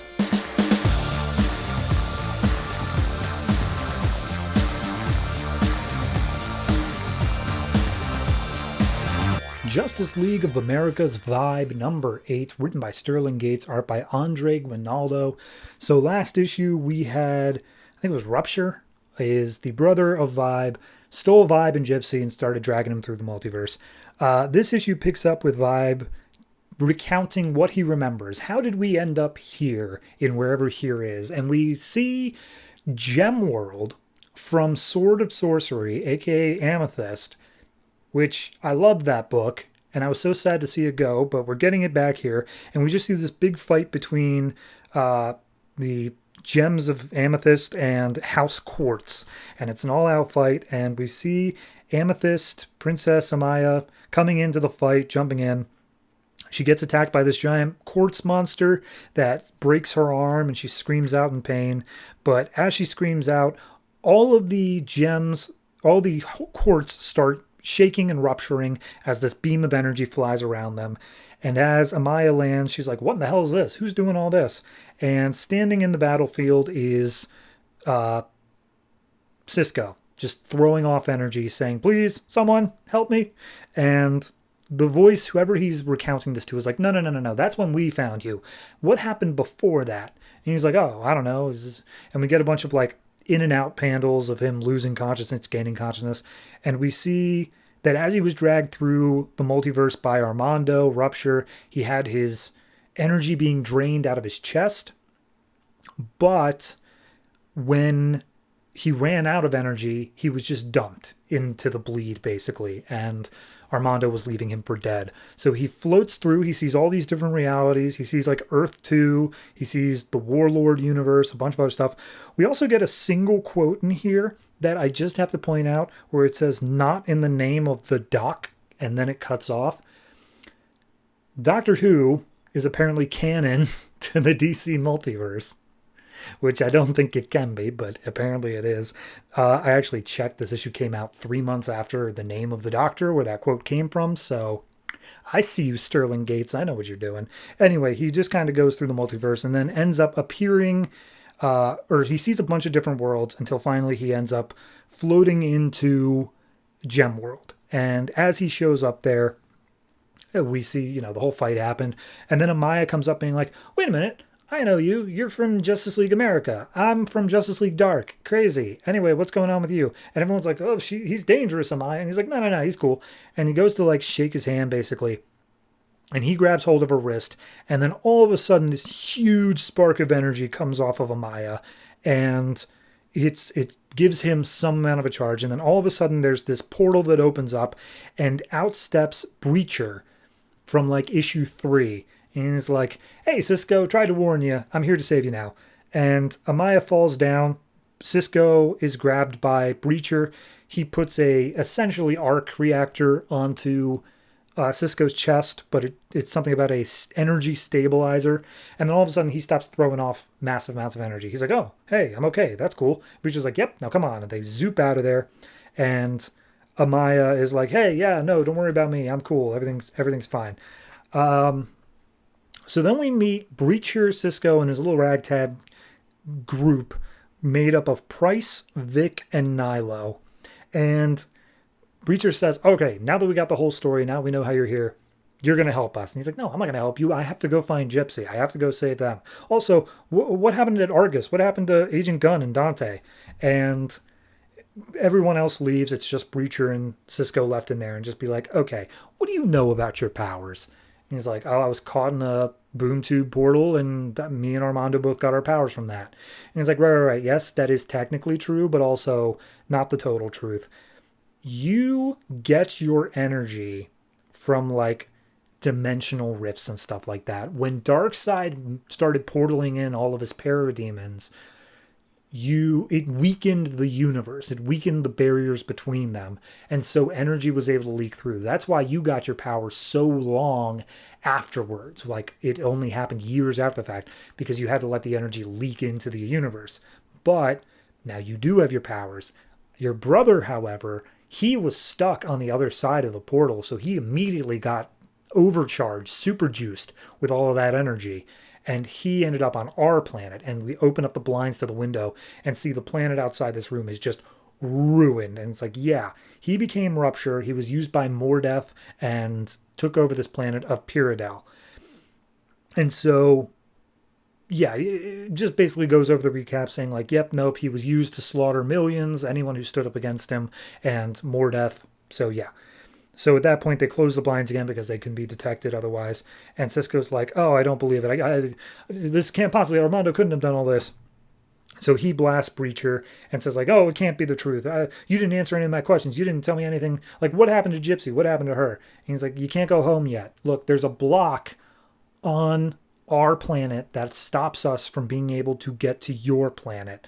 And at this point, the energy adapter starts overloading, and he's like, oh, crap. All right, we're going to have to seal him up, make it so his energy before he blows up entirely. And then Breacher's like, look, if you want the truth, here's the truth. And he takes off his helmet and says, you're not the first person to be injured dealing with these energies. And we see that his name, Breacher's name, is Quell Mordeth. He is the father of Gypsy, whose real name is Cynthia Mordeth. And the woman who is running Rupture is his wife, and she's now an evil queen of the planet. And so their job, this little ragtag group, is to kill his wife and take back the planet from them. Or else Rupture is going to invade and destroy Earth next. I gotta be honest, I am so happy to see Gemworld again. I don't even care about the fact that the rest of this issue is nothing but exposition. Like, it's just so much fun. Add on to that the Doctor Who quote. And I'm not even a huge Who fan, but like, I just noticed that one. I was like, hey, it all lines up timeline wise. Super fun. Yeah, no, it's a solid issue. I do think that the back half is kind of like whatever. It's just, I think this was the point where they were told, you're getting canceled. You have 2 more issues, issue 9 and issue 10. Do whatever you need to do, but you're not getting more than that. And so we kind of just had to spend this entire issue being like, here's the villain I was building up to. Here's the stuff we need to get done. We're going to start next issue. And that's all it's going to be. So I'm looking forward to seeing how it all gets wrapped up. But this one definitely felt like it had to lean heavily into the expositionary dump rather than showing and like getting it slowly over time, because we don't have time anymore. But yeah, no, give me more Gemworld. That's all I want. Give me a follow-up. That's all I need. I'm going to say this is a solid 7. It's fine. The back half falls a lot more than the front half, but it's a necessary issue, I'm sure, for what we're going to get for the next 2. So 7 is where it falls.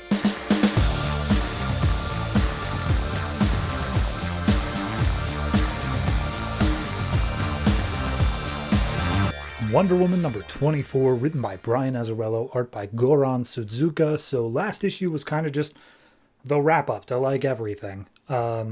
Big thing, though, was that War was killed, technically by Wonder Woman. So we open up with the Firstborn, who is now chained to Olympus, as we see all the gods are meeting up and having a meeting with Apollo at the head. And they're basically just taunting Firstborn for a while there. And Firstborn's just like, yeah, you guys changed Olympus since I remember it. And they're like, dude, you were here for like 20 minutes before you were thrown out. And he spits on the feet of Apollo. And everyone's like, dude, why don't you just kill him? He's like, no. We're all going to be civilized here, and I'm going to train the Firstborn to respect his superiors, even if he is my brother.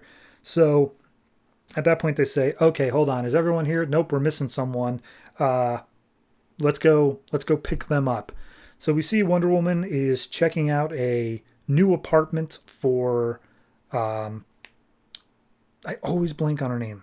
Zola, I believe? Yes. And she's like, okay, well, here's this place. I can easily get you this place. Don't worry about affording it. You're welcome. So they say that this place is a 3-bedroom apartment, but they point out like, okay, well, there's 4 of us here. So what about Orion? Where is he going to sleep? And as they make their way out into the living room, they see that Hera has mounted the head of Lennox on the fireplace. And they're like, that's awful. Why would you put that there? And she's just like, what? It's a place of honor. He's family. This is how you honor family. So as they're arguing, Hermes shows up and is just like, hey, everybody, I'm here for Wonder Woman. And she pulls out her swords and she's like, you better get out of here, Hermes. I swear to God, I'm going to cut your head off. And she's just like, no, you don't understand. I'm here to take you somewhere. I'm not here for the boy.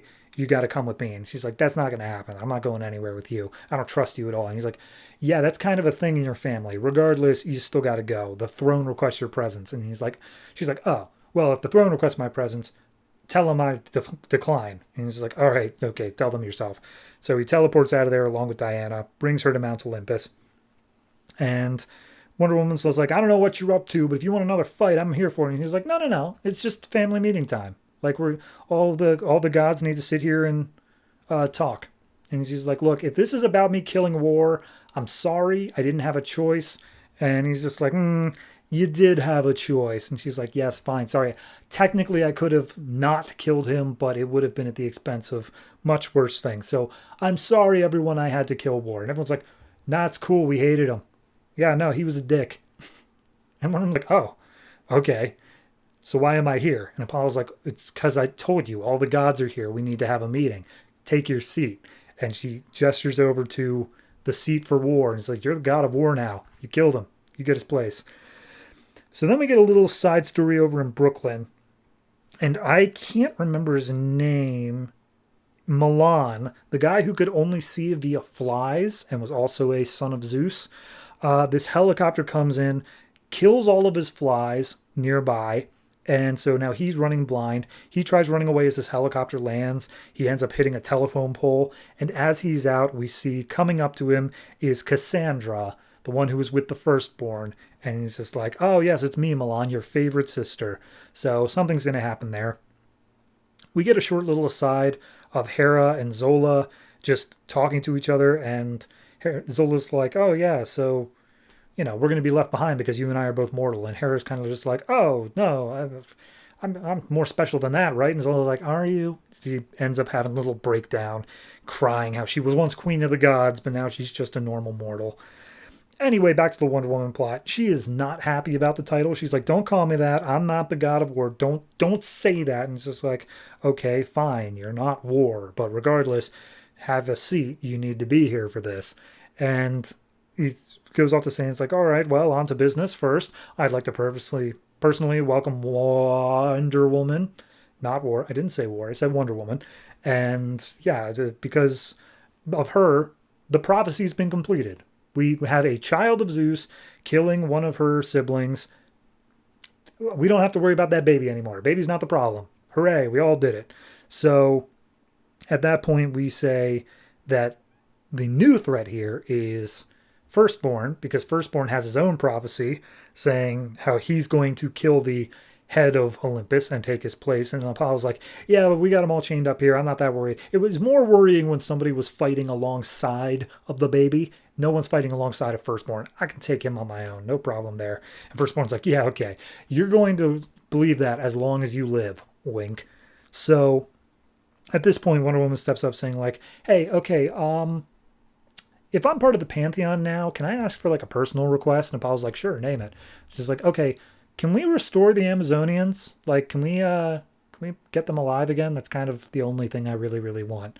And he's just like, hey, Wonder Woman, you're part of us now. No.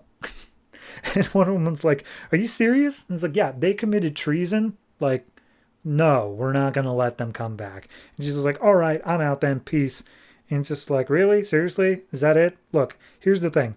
I talked to some oracles in the tie into Villains Month. They said there's going to be a war coming. And I want you, the god of war, Wonder Woman, to help me with that. And she's just like, all right, fight it yourself. I don't even care. I'm not a part of this. And she says, all right, Hermes, if you obey the gods, I'm now god of war. Take me home. And Hermes then teleports her out. And Apollo's like, look, I hold the throne of Olympus. You are an Olympian now.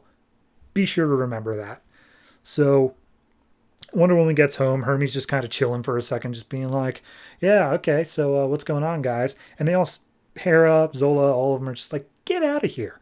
Nobody likes you. You betrayed us. How dare you? And he's like, okay, I made a deal with Zeus him goddamn self to protect that baby, and I did. So I'm sorry that I did my task well, even if it meant maybe lying to you. But here's the thing. Hera was actively trying to kill the baby, and she's sitting here having Sunday brunch with you. So maybe think about that when it comes down to who you're willing to forgive. I'm out. And he teleports out, and Wonder Woman's like, ooh, yeah, okay, maybe I have been a little unfair. So at that point, we cut back to Olympus, and all the gods are like, wait a minute, hold on, you said there's going to be a war? You said you were, what is that all about? And it's just like, well, you know, it's coming. I don't know what more to tell you, but regardless, we are going, if war is not going to be a part of our little Olympus here, then maybe we can finally enter a more enlightened age. No more infighting, no more any of that. We can just talk things out instead of being all backstabby. And then from behind the throne emerges Strife, who's just like, oh, you idiots, how dare you? And she's crying over war's passing, and everyone's like, dude, don't pretend like you liked war. You never even like cared about him at all. And she's like, don't you pretend you know what me and my uncle had. He was the best. He was the coolest. Now you welcome his murderer. Regardless, I ain't gonna mess with that. I'm gonna take Wonder Woman out, and then I'll make someone who's really supposed to be there become war. So she dumps out, and Poseidon's like, okay, well, with all that, if there's a war coming, yeah, maybe you're right. It's best not to have a god of war. And Apollo's like, well, you know, there's not going to be a war. You just leave that to me. As he says it very ominously, and he sets fire to Firstborn just to torture him a little bit. It's dense. There's a lot going on. There's a lot of big changes in how things are moving, because honestly, last issue felt like a pretty definitive ending towards everything we were doing. So this is a hard pivot into a bunch of new stuff. I do like that Hermes is kind of pointing out, like, I did what I had to do, and you're friends with Hera now. What's that about? Because, yeah, that's perfectly valid of a point to make. I have absolutely nothing wrong with that. So hopefully that involves a little bit more introspection on Wonder Woman's part. Obviously, she's God of War now. That's been a whole thing coming. I'm into it. I like the transition. We'll see how long it really lasts, because obviously she can't be God of War forever. So yeah, all in all, I'm going to say this is like a 7.5. It's well written. It's well done. I do think there's a couple parts in it that are a bit padding. I don't think it quite needed to fill itself out as long as it needed to, but obviously he had an idea where he wanted to end, and he just wrote as many pages to get there. So 7.5 seems fair.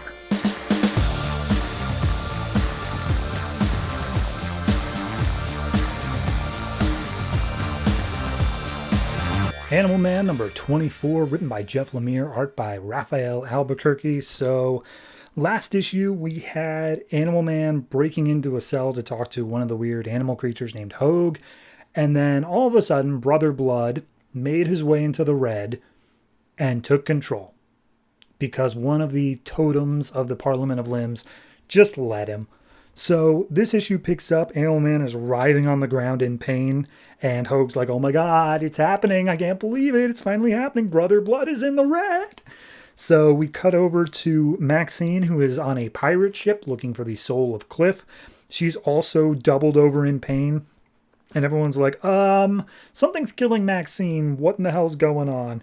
And Shepard's like, can't you feel it? The red's under attack. Everything is going wrong right now.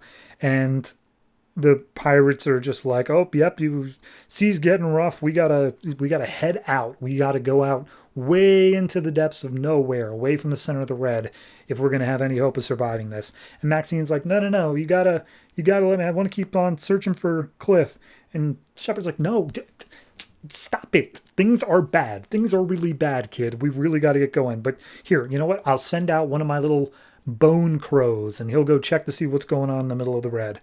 So he flies off to the center castle, where we see Brother Blood, and the totem that betrayed the rest of the Parliament. I'm going to call him the King of Limbs, because that's a name we get for him later, but I don't know if it's an official name yet. Regardless, the King of Limbs is like, well, the battle's just starting. This was only part of the Parliament of Limbs. The rest of them are all going to show up to take back control. You ready to fight, Brother Blood? And he's just like, oh, my lord, you have no idea. I feel so good right now.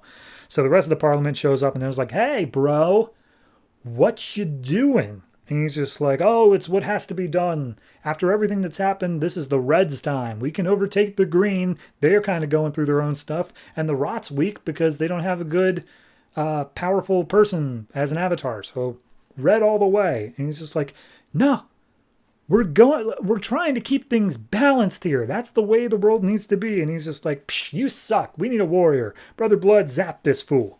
And so he comes in and he starts zapping all the rest of the totems. And everyone's just like, dude, you are one with the red. If you destroy us, you're going to destroy yourself. And he's like, nah.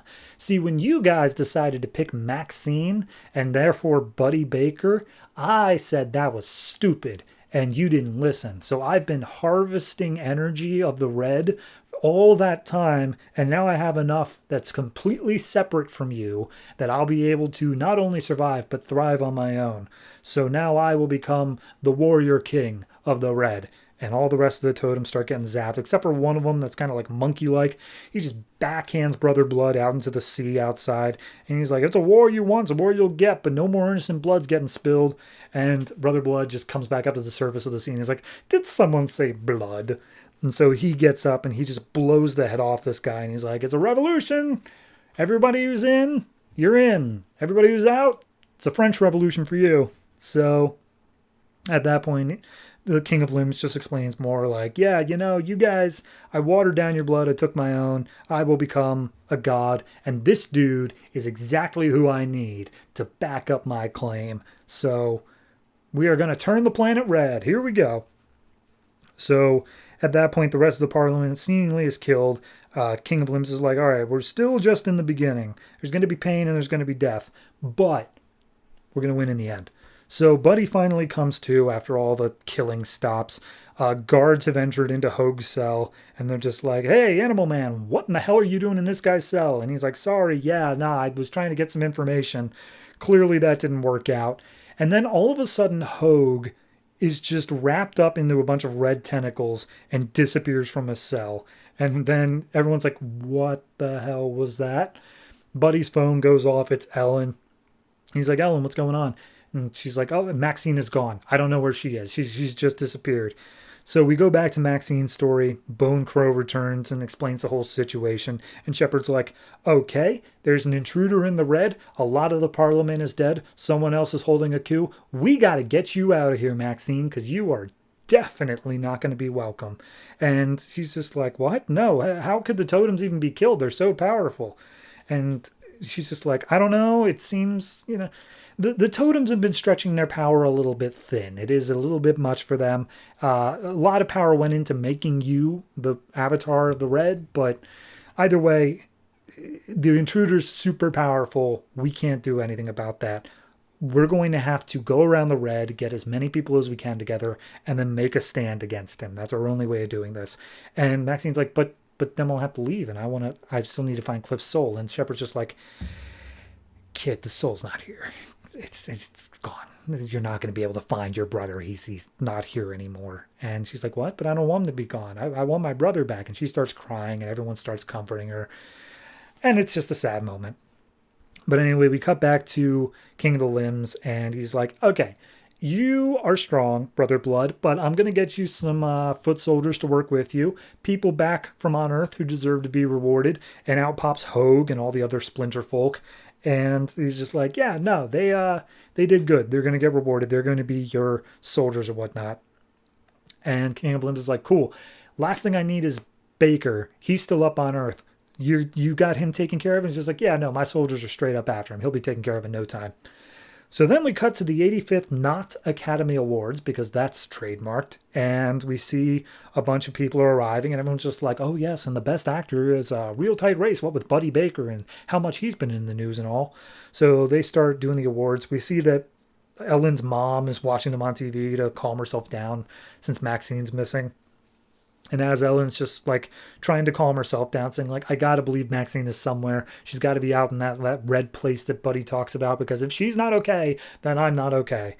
And Buddy ends up arriving, and he starts apologizing, saying, I know this is my fault. I'm sorry. I should have said something. And she's just like, no, Buddy, I'm not going to blame you anymore. I thought that if I just kept Maxine away from you, then it would be fine. But this is who she is. This is a part of her. It's always going to be a part of her. Just please get her back. And Buddy's like, I can't go to the Red anymore. I was kicked out. I can't go there. She's like, well, you got to figure out something, because our daughter is there. I'm not going to lose her too. And they embrace, and Buddy says, yeah, no, I'm going to get her back. And then we get one last little thing, which is on the TV during the awards, all of a sudden a bunch of red tentacles show up and attack not Billy Crystal. And Ellen's mom comes back saying, you better check this out on the TV. And as they check it out, we see that the Red is, the Church of Blood has stepped up saying like, hey, everyone, we're the Church of Blood. You guys don't know it yet, but we've taken over the Red, which is literally the life web that holds all of us together. Buddy Baker, hey, if you're out there, you are going to have to sacrifice yourself so that we can take over the Red more completely, because you still got Red energy in you. If you don't show up, we're going to kill everyone in Hollywood. So you got an hour. Get your ass over here. And yeah, that's where it all leads off. I like it. I think it's a solid, nice little turn of pace here. We got a whole thing of, the Red rising up the same way the Rot did back like 12 issues ago. We got a whole thing here of that. I enjoy it. I think it's well done. I think Jeff Lemire's got a really good plan here as to where he wants to progress this through. I like that Ellen is making evolutions on her own. I kind of thought that she was going to eventually just be written off, more or less, as it seems that she was just the quote-unquote nagging mom character. But no, she's making evolution, and she's like, no, my daughter is part of this, and I have to accept that. So yeah, no, I'm down for it. It's a very well-written issue. Art looks fantastic the whole way through. Brother Blood's very menacing, which is hard to do with how silly his costume is, but they pull it off. So I'm going to say this is an 8. I really did enjoy this one. I think it was a good read, and I'm looking forward to next issue. So check it out then.